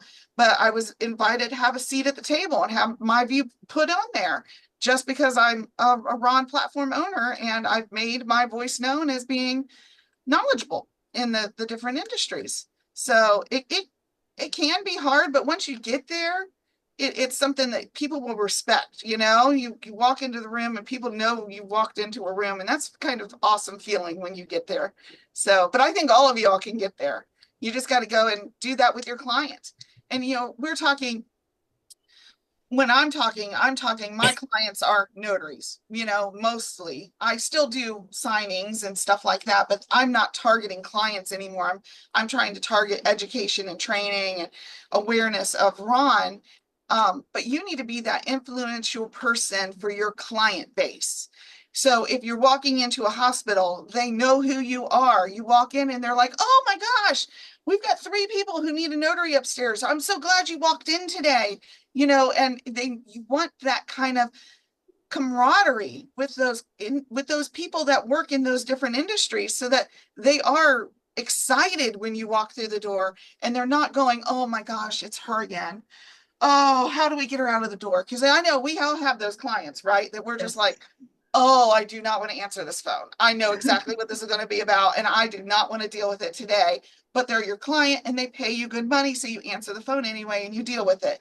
But we want to be the person that they are excited to see, and that you want to check in and you want to know, hey, did your daughter have the baby yet? And you want to keep that kind of consistency going.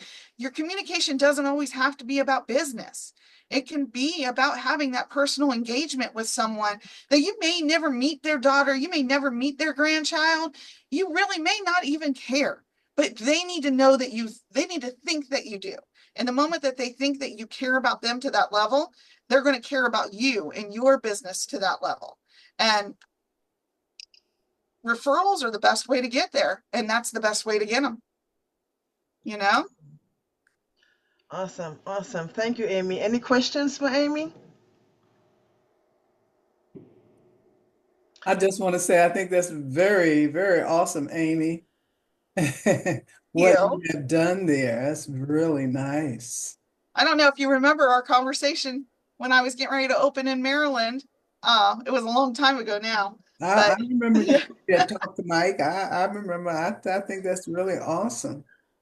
Yes, it has been, Amy. So, Amy, I know that with you owning a platform and you see the notaries work, like the notaries that are on your platform, are you able to tell the difference between a notary that is that has honed in on her skills and one who hasn't? And how do you try to bring them up to speed, or do you just let them be, get them through the job and let them be? What impact you try to have on them? So it's going to depend on how the client came to the session. If it's their client, I'm going to kind of stay in the background and just wait for them to ask for help, because they need to run the show. And if I step in and say, hey, Irene, I see you're struggling, it's going to make her more frustrated. And I don't want her to seem frustrated in front of her client. Now, if she says to her client, she says, I'm having a little bit of technical difficulty. Let me reach out to the software system. I'm going to put you on hold. I'm going to put myself on mute. And then she texts me, and then I'm responding to her that way. I can definitely step in and help depending on what the issue is, etc. Now, if it was something that someone claimed off the job board and it's my client, I'm probably going to jump in a little faster, only because I don't want my client to struggle and go through the hassle. I want it to be just done and done quickly. And usually in those instances, I'll take over and I'll kind of sometimes verbally say what I'm doing. But at the end, I'll send like a summary email to the notary and say, here's what I had to do to fix this so that you can go and do it again and not have the error. And then they can reference that. And I encourage them to go and do test transactions and practice their skill set. I will say 95 to 98% of the issues are all in tagging of the documents.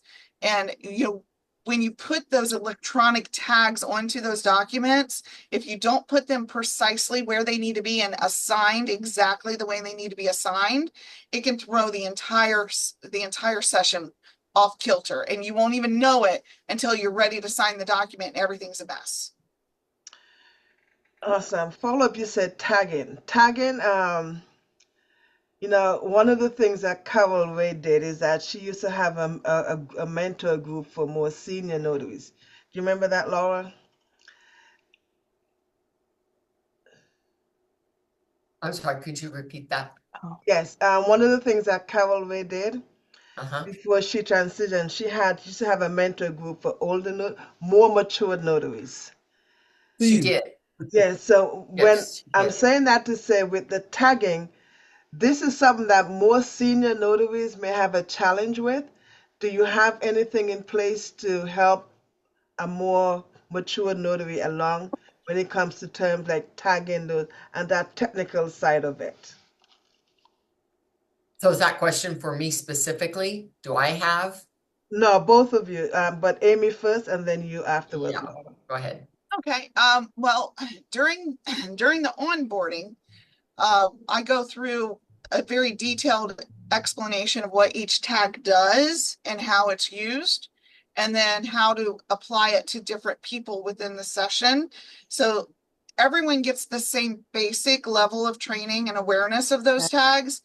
I do offer one-on-ones so that I can actually sit down and we'll go through I'll share my screen and we can walk through doing all of that. But it's not something that I have like a group of selected few that I've done that with. Now, I do offer 10 live Zooms a month for notaries on my platform. And then in addition to that, I offer 2 Zooms a month on Notary Stars through the Notary Stars membership access. Then we talk about tagging a lot because tagging is extremely difficult, especially if you got signers doing AKA or if you're doing a POA or things of that nature. It can get very hands-on, and depending on the different software packages you're using, your solution's going to be different in every scenario. So I do focus a lot on tagging. Thank you. Laura? So, of course, in California, we don't have RON. Right. However, I host 2 one-hour free coaching calls every week. One's on Tuesdays called Tuesday Notary Titans, and I was in the beginning with Carol Ray and Bill Soroka, then Bill Soroka and myself, and now Jennifer Neitzel and myself.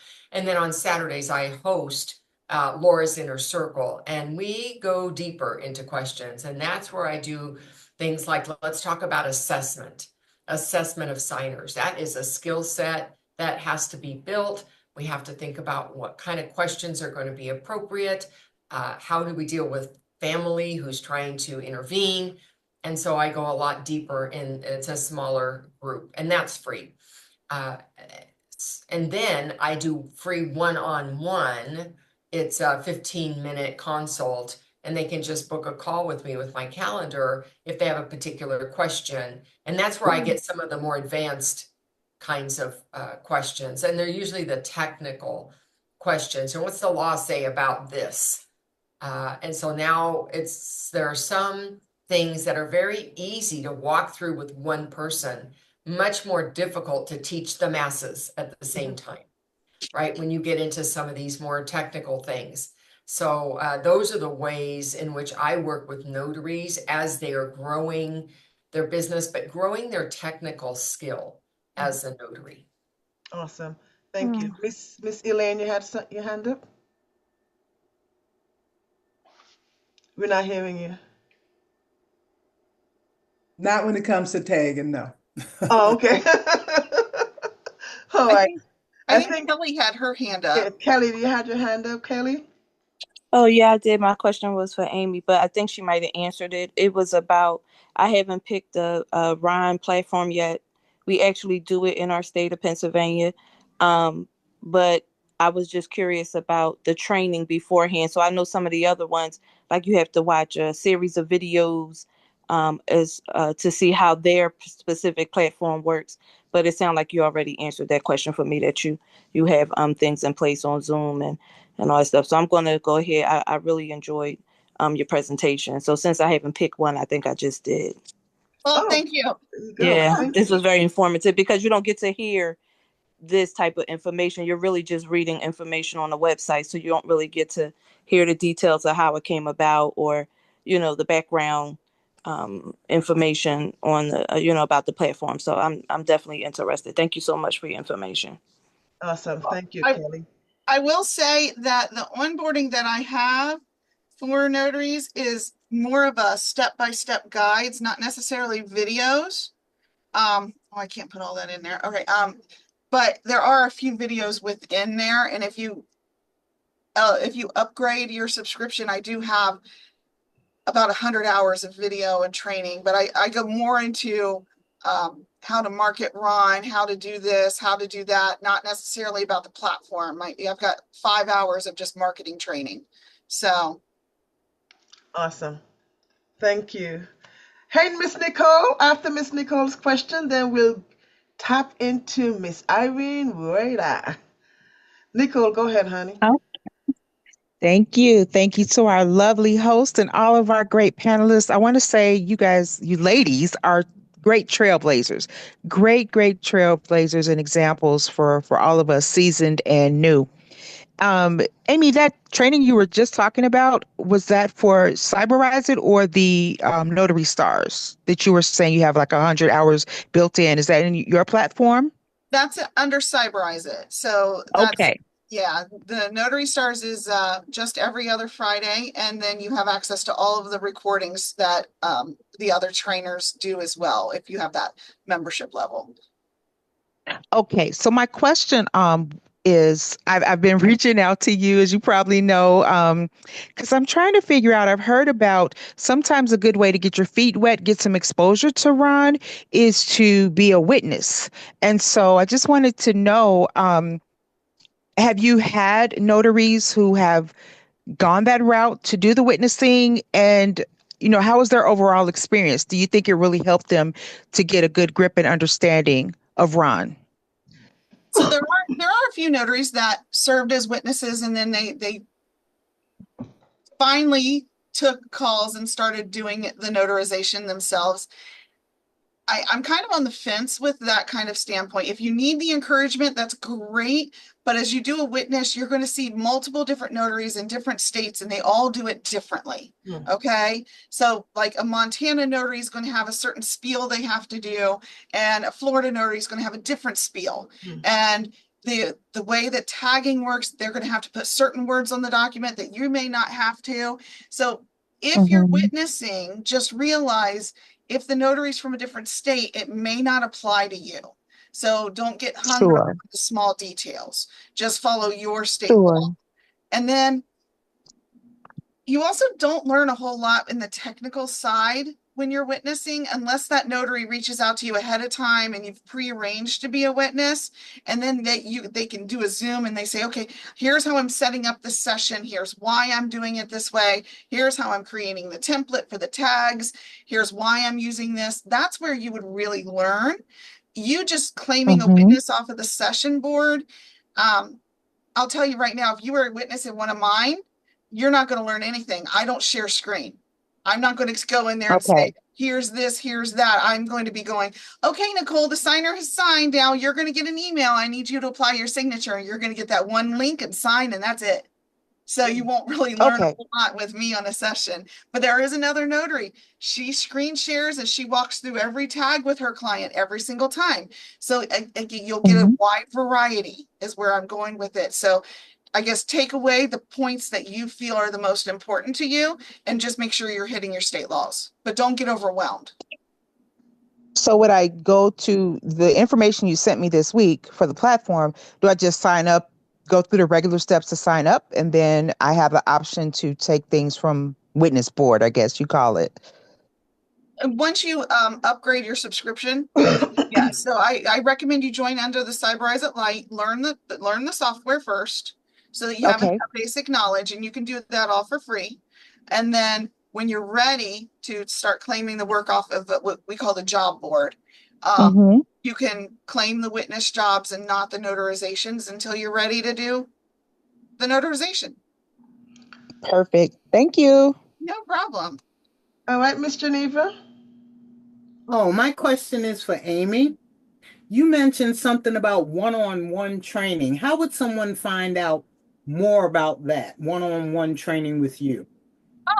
If you go to cyberizeit.com and click About Us, there's a link under my photo at the bottom of the page. And it takes you right into a calendar that you can book with me. Okay, thank you. No problem. Thank you. Thank you. And up next, our last panelist is Miss Irene. Miss Irene Rueda. Am I pronouncing your last name correctly? Yeah, you did very well. Okay. Thank you. So Miss Irene is from Phoenix, Arizona. Miss Irene has a community of notaries over there that she has mentored and worked with. So Miss Irene, take it away. Your notary journey, your impact on your community. Yeah, definitely. So my name is Irene Rueda, and I am the owner of Phoenix Notary Pro, and I'm here in Phoenix, Arizona. And I started my notary journey back in 2018. At that time, I was working for the government. I had a really good city job, making about $50,000 a year, but I wanted more for myself, and I just didn't know what that more was. And you know, me and my husband were living paycheck to paycheck, and I was just like tired of it. And one day I was on Facebook just scrolling, and I came across this Facebook post, and it said, "What is your side hustle?" And so I just started reading through everybody's side hustle and seeing if anything like would like stand out to me. And something did. And that comment that somebody left was, "I'm a notary and I do loan signings and I make $75 per signing. Each one takes me less than an hour." And I looked at that, I was like, I'm a notary. Like, what is this loan signing? I had no clue. I never heard of anybody doing loan signings. And so I started looking into it. And at that time, when I started looking into it, Mark Will's course started popping up, because once you start Googling loan signing system, Mark Will's course pops up everywhere. So I didn't have the $500 to take that course, and I wanted to take the big one. I wanted to take that course. So I actually went and asked my dad for $500. I didn't have an extra $500 just laying around. And my dad cut me a check, and I took the course, and I passed it in August of 2018. And even then, I was still like very, very scared, very nervous about taking my very first signing. And everybody on that Facebook page for the loan signing system was talking about like, "Oh my God, I just did my signing. I'm doing this many signings per month, and I'm just seeing everybody's success stories." And I was like, okay, I just got to do this. So in March of 2019, I finally took my very first signing, and that signing, I was sweating. I was like hot. Like I was just like so nervous, and took me about 2 hours, 2.5 hours, and sent the documents back to the signing company, and I did great. And then after that, I just kept taking signings. So at the end of March, I had done about 8 signings total, and I knew I liked that business. I knew I loved it.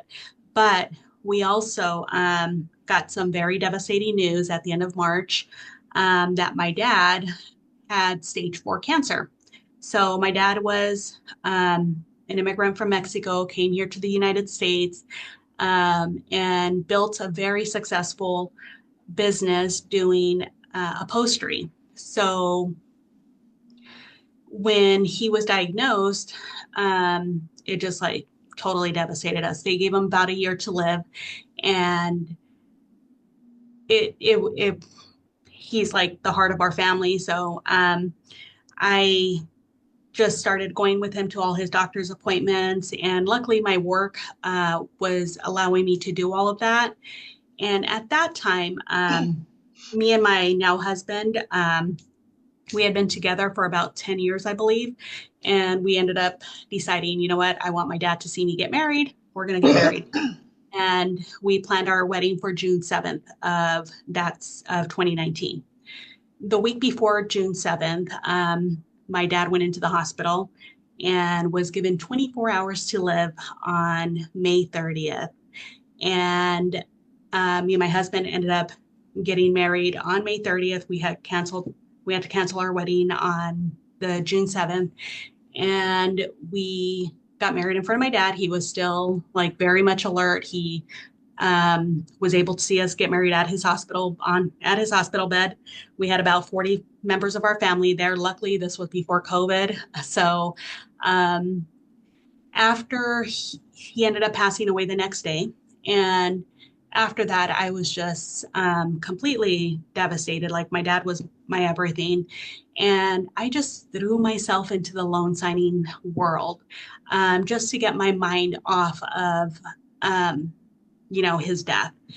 And I just literally started doing as many signings as possible right after work. So I was doing about 2 or 3 signings, and I do speak Spanish. So I know that had a lot to do with me getting a lot of signings. I was doing a lot of Spanish speaking ones. And in September of 2019, I ended up just quitting my job and became a full-time notary signing agent. And I was scared. Like, I didn't know, like, if I could do this full time. Like, I knew I had the work, but at that time I was just working for a lot of signing services. And I was just scared, like, okay, can I do this? And I just started picking up more work, and I kept myself very busy with signing service work. One day I saw that one of my friends, because, in the loan signing system, you do meet a lot of, in the notary world, you meet a lot of friends online. And one of my friends, he was out in California. I saw that he was doing a heck of a lot more than what I was doing. And so I just called him up and asked him, I was like, hey, what are you doing? Like, what are you doing to get all this business? And he was like, well, are you still working for signing services? And I was like, yeah. And he's like, well, stop working for signing services and start going direct. Like, you have the skills, you've been doing this a while now. So, start marketing yourself to direct title companies. And I was scared. Like, every step of this business, it's very like, oh my God, can you do this? So I was like, okay, well, if I stop doing signing service work, I'm not going to have any work. And he goes, well, that's going to push you to get even more work. And I was like, all right. So one thing about, and this has a lot to do with why I've built up such a successful business, is when I was doing signing service work, you're going to come across a lot of signing services that are scared of the competition, and they will not give you the information that you need to be successful. And I had one particular signing service that I did 2 signings for, and both signings were perfect. He had called me up and asked me, hey, I'd really like to put you on our team, and I just want to know more about where you got your training from. And keep in mind, I had done 2 signings for this person, and they were both executed perfectly, no mistakes whatsoever. So I told him I took the loan signing system. And at that time, like I said, I was a brand new notary, and I didn't know, like, I didn't know there was a lot of other courses out there or whatever. So he proceeded to tell me that Mark Wills sold me a dream, and that I would never make 6 figures in this business. And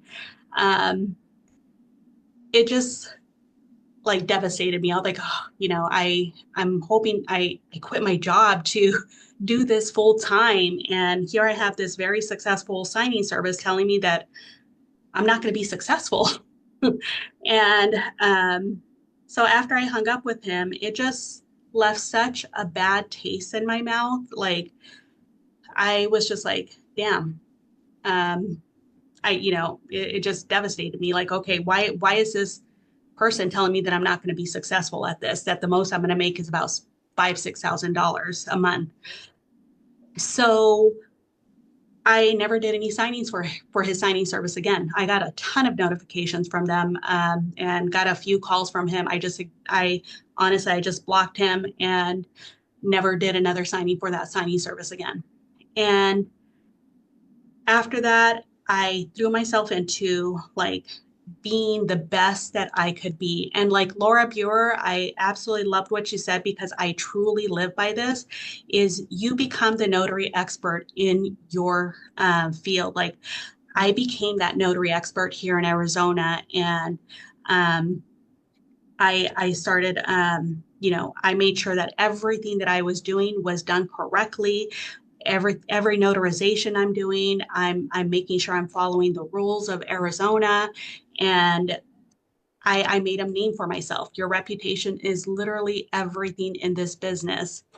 And so in December, I decided to stop doing signings for signing services and just started going direct. And there were some days where I didn't have any signings, but that just motivated me even more to get out there and build myself and start going to networking events. And so I just started getting that business. Well, in March of 2020, everybody knows what happened. COVID happened, and anybody that was in this business was making money. I was no exception. But I am very proud to say that before COVID hit, March of 2020, I did hit my first 10K month, and that was all direct work. And I was so excited because I was building a reputation for myself. Escrow officers were telling other escrow officers, like, oh, you got to use this girl. She's amazing. She speaks Spanish and she's fluent. Like she's awesome. So after March of 2020, like I said, everybody and their mama, anybody that had a pulse pretty much was making money. And at that time, what I was hearing a lot of from my title companies was, because I was not a signing service, is that the signing services that they were using were literally just picking up, random notaries that didn't know what they were doing. They were getting so many mistakes. I was having to go out and fix stuff. And that's when I decided to start my signing service. So in 2021, I started my signing service. And at first it was just for Arizona.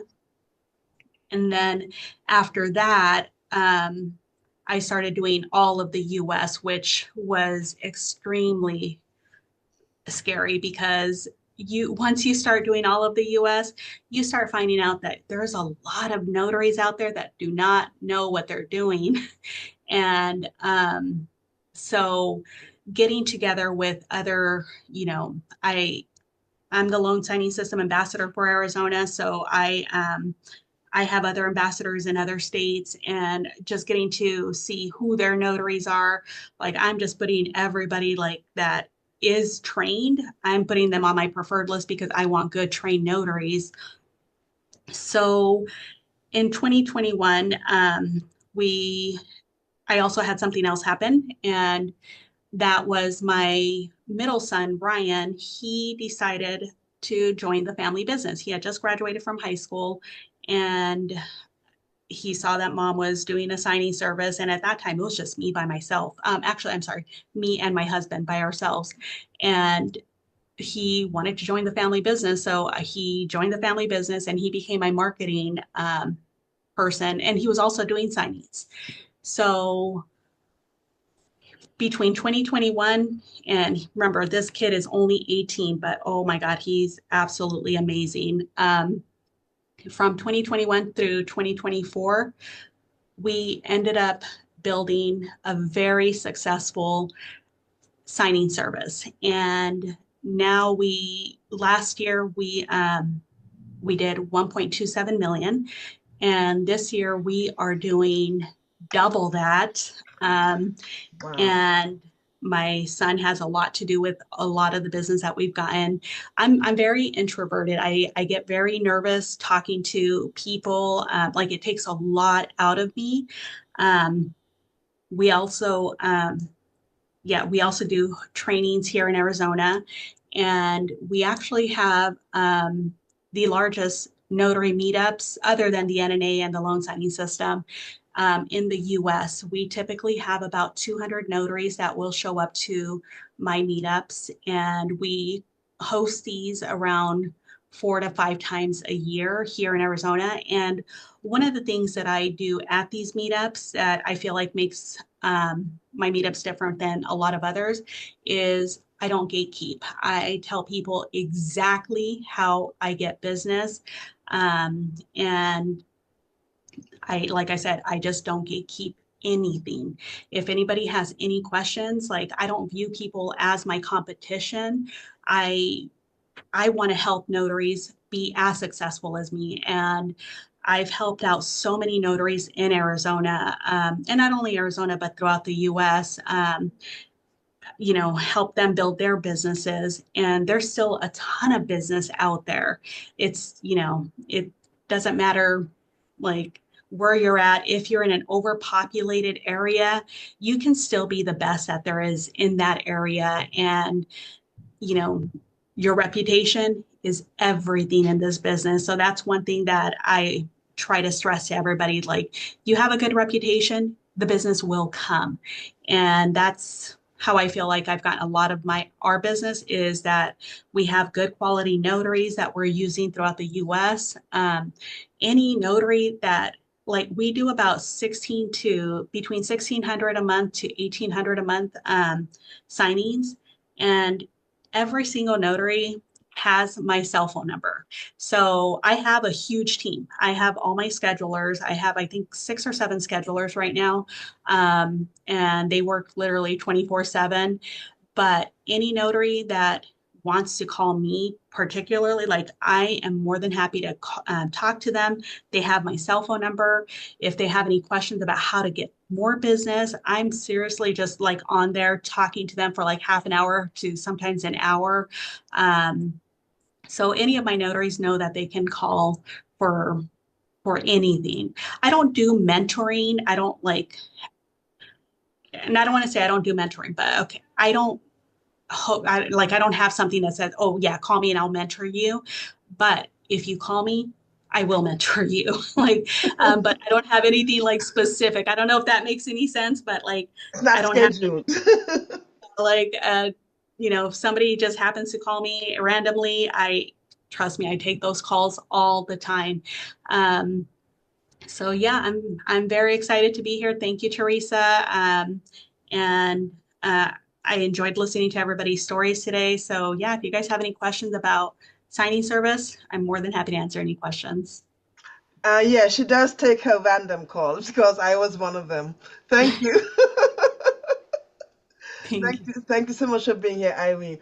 But Irene, tell us about your transition from notary signing order to everyday to notary every day.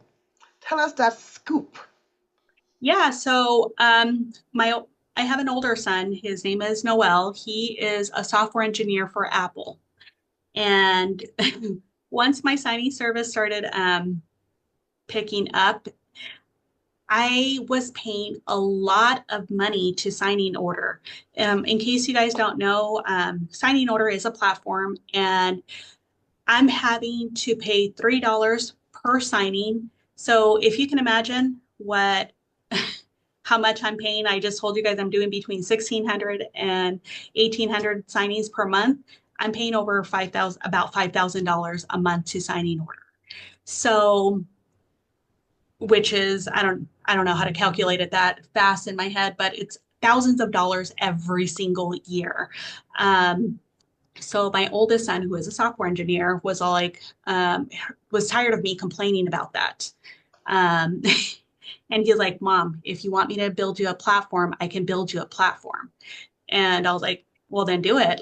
Like, go for it. And so he got together with my middle son, who was working for my business. He's no longer working for the business now. He's doing notary every day.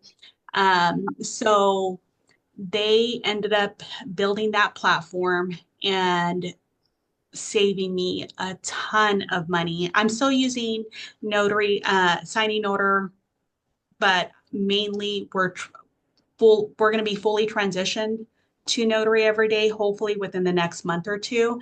And I still have a few customers that I'm trying to get back into Notary every day, and they're just like set on using signing order. So hopefully I'll get them to cross over.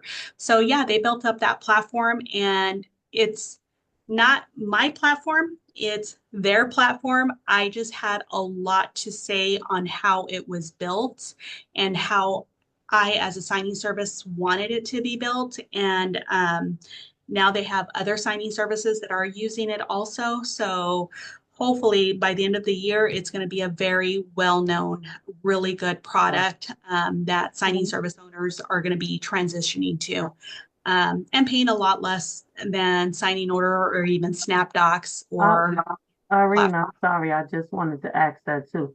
What if they charge $3? What does SnapDocs charge per order? SnapDocs charges anywhere between $8 and $12 per order, depending on how many you do. But do you guys see a trend here? As notaries, we see a problem that we encounter and we set out to fix it. The same way Amy did with her one platform, the same thing Irene did through her sons for the platform for everyday notary every day, which is great. We as women we are fabulous. I don't know if you guys think so, but I think that we are problem solvers each and every day in any situation. Yep. Yeah. So my goal is to be the largest signing service in the US. And right now, like Teresa, you said about Amy being the only woman-owned platform for Ron, the majority of signing service owners are men, and they're the ones that have like the biggest signing services. Yet on this call, all I see is women. Like, so who are And doing I those know it signings? was out there. We didn't specify women only. I know, right? I have to get started. Yeah. Our So name of your sign-in service. it's Phoenix Notary Pro.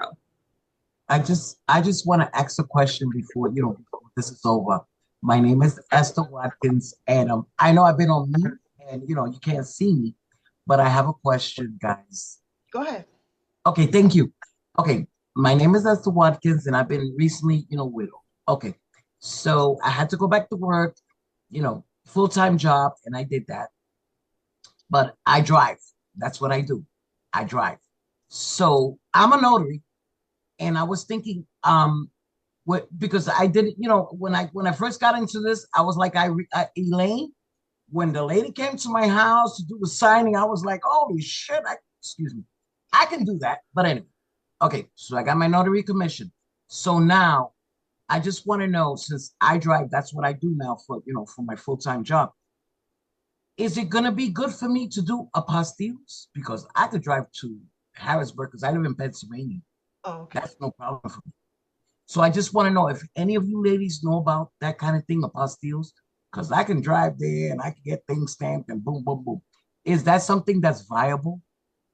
Where in Pennsylvania are you, Esther? Well, I live in Albrightsville.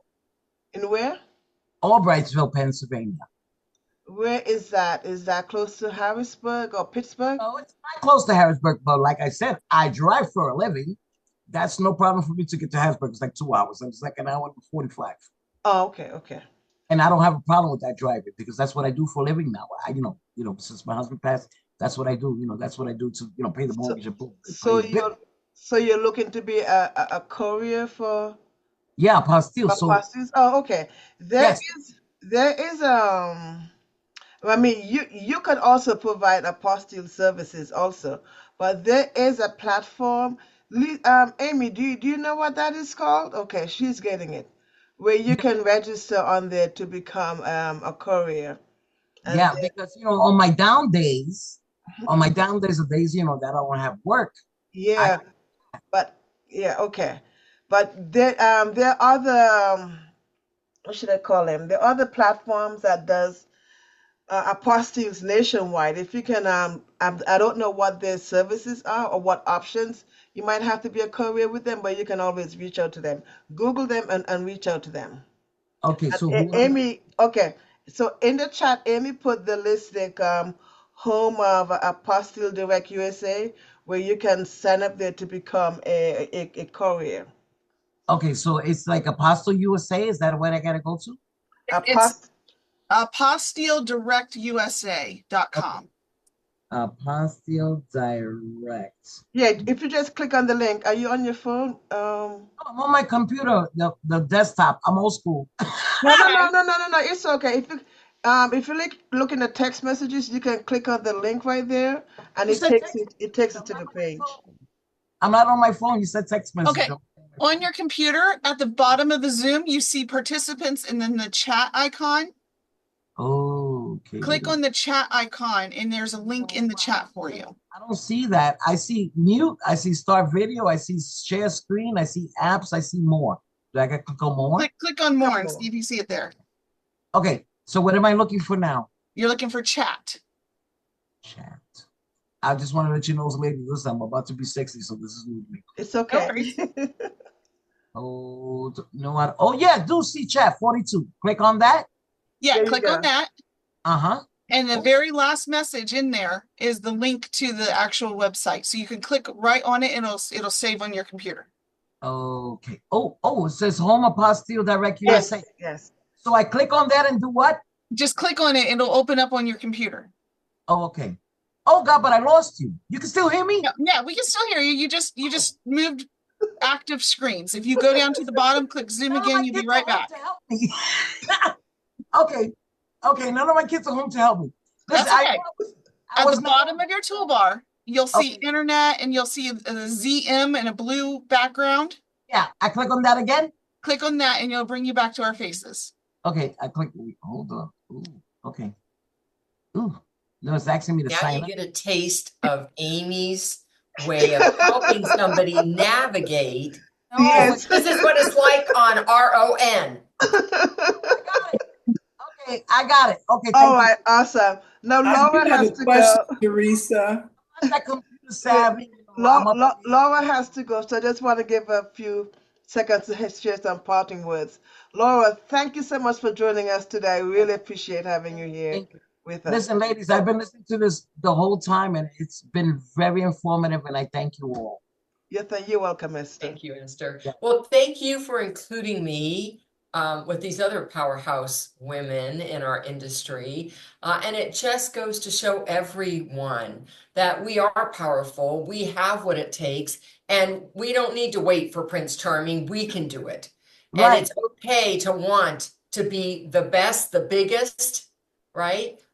And that's what we can have. We just have to be willing to reach out for it. Thank you. I do have a question for Laura. Okay. Laura? Yes. What time do you get up in the mornings? I don't know if you want to know that. I get up around 4. Oh, 4:30. Laura, me too. Yeah. And I was gonna ask Laura Okay. and Irene. I was just curious.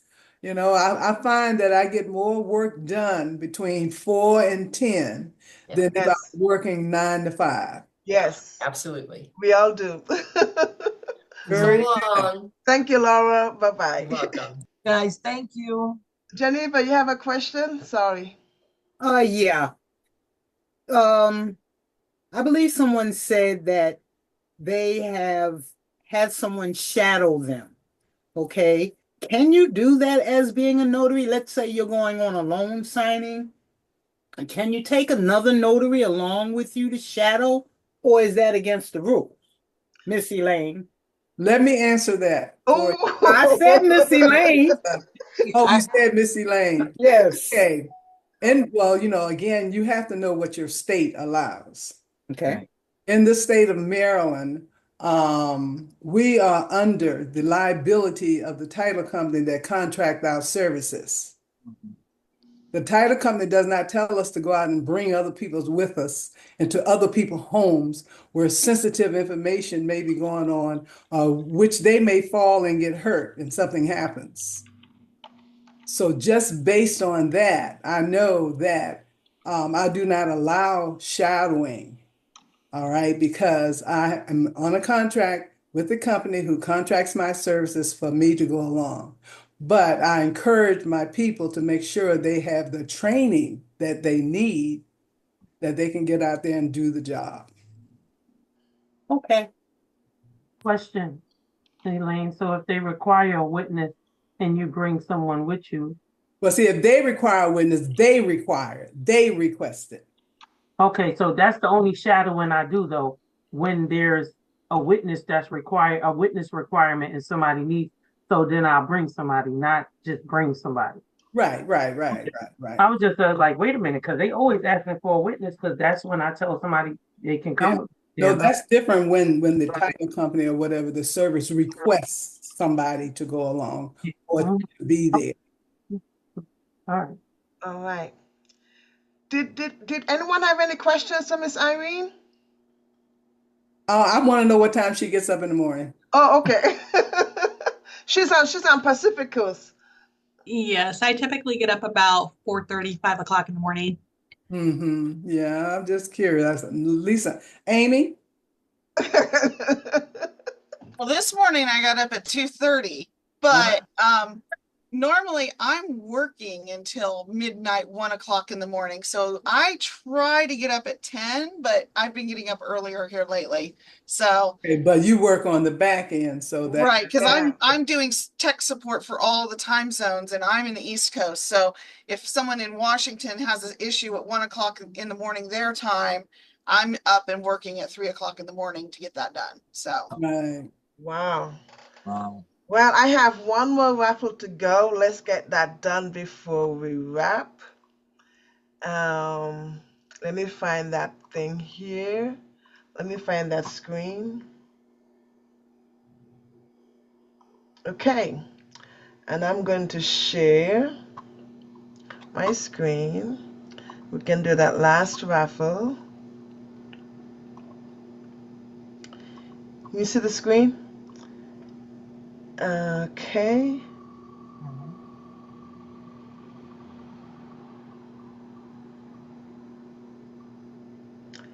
Teresa Lyon. Woohoo! So, Teresa, congratulations. Thank you. Wait, you're very excited. Where are you joining us from today, Teresa? I'm in Pottstown. I was at the 24 conference in Norristown, and I'm in the background listening to all these wonderful ladies because I'm like Jamila. She has inspired me so much today. I got to get motivated. I got to get my hands out there. I see your breakfast meetings. I attend when I can. Y'all are just amazing. And I keep saying, is it my area? Where am I going to get my signings? How am I going to get kickstarted? But today I was so encouraged, and I'm just like, Teresa, all these ladies done it because they're doing it. So I got to find a way to get out there, get started, and do it because there's no excuse except for me. So I just got to do it. But Jamila, I really appreciated you, and I really need to get in touch with you because I don't know where my mojo is missing. So thank you, Teresa. You're great. I appreciate this. So exciting. And look, I won. Maybe it was meant to get me going. yes. Yes. Yes. Well, we appreciate having you all here. I think I saw someone here from Barcelona, but she may have gone already. It's past her bedtime. But I really enjoy you guys being here with us today. Miss Irene, I appreciate having you taking my call and coming on here. Amy, I love you. Amy, I love you to death. I love your passion for what you do. I love your grit. I love all you ladies. I love what we do as notaries. Sometimes it can be challenging, but then sometimes there are good times also. Lisa, you have some words for us? I am just constantly astounded by the resilience of women. Yes. And the desire to learn and grow.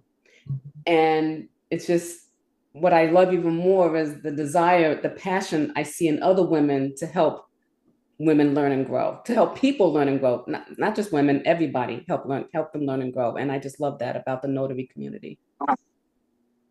Awesome. Thank you. Now, before we go, do we have any parting words that any of you want to share? Mr. Neva, you have your hand raised, honey. Oh, yeah. I just have a quick question for Miss Elaine, my teacher.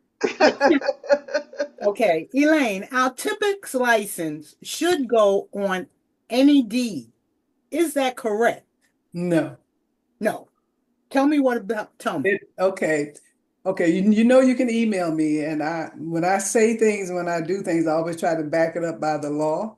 I can show you where, by law, the Maryland Insurance Administration says it goes only on the deed of trust. Oh. Because we have warranty deeds, we have all kinds of deeds. Right. It's for the deed of trust. And mainly it's because it has to do with the issuance of a title insurance contract. Right. And only on property in Maryland. Got it. Okay. Well, someone said to me, oh, no, you don't have to do that. And I'm like, but that's not what Miss Elaine said. Okay. Well, again, I want to be able to show you what the law says. Okay, well, those of you who don't know me, and if you're coming to the conference, I will be teaching how to notarize. I'm a very stickler about the law and what your handbook says and how to interpret the language. Last year, I taught at the National Notary Association, and so many people came up to me to say, I've been a notary 20 years, and I did not know this. Miss And Elaine, when is your conference?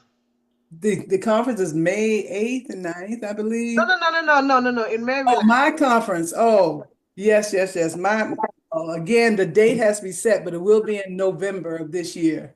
The college will let us set a date after June 1. Oh, you haven't set a date yet. Okay. Right. But it will be in November. So I'll keep in contact with you. Okay. All right. Thank you. Miss Irene, do you host a conference over there in Phoenix? Yeah, mine is on April 26th. But I do them every other month or so. So yeah, April 26th in Peoria, Arizona.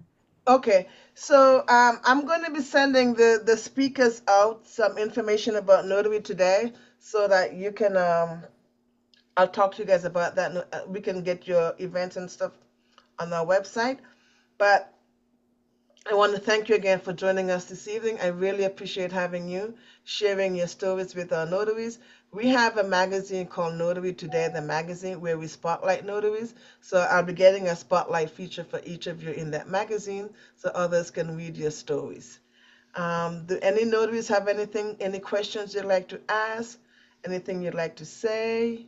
I just want to say thank you. Thank you for the information. Thank you. Thank you, Miss Esther. Thank you. Cynthia, you Pass out. I couldn't get my hand up. I'm sorry. But I had to just because everybody's present. I'm a new notary since December of this year.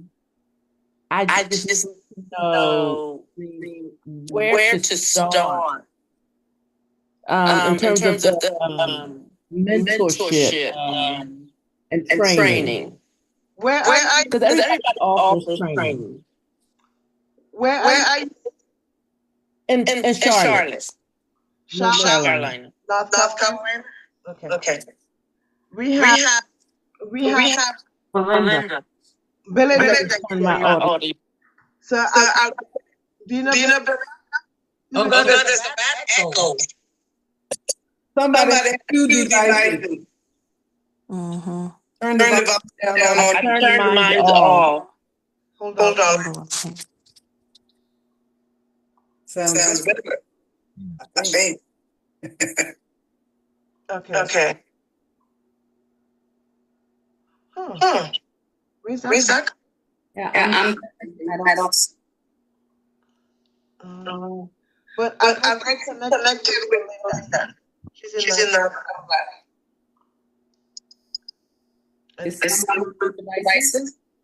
Is that?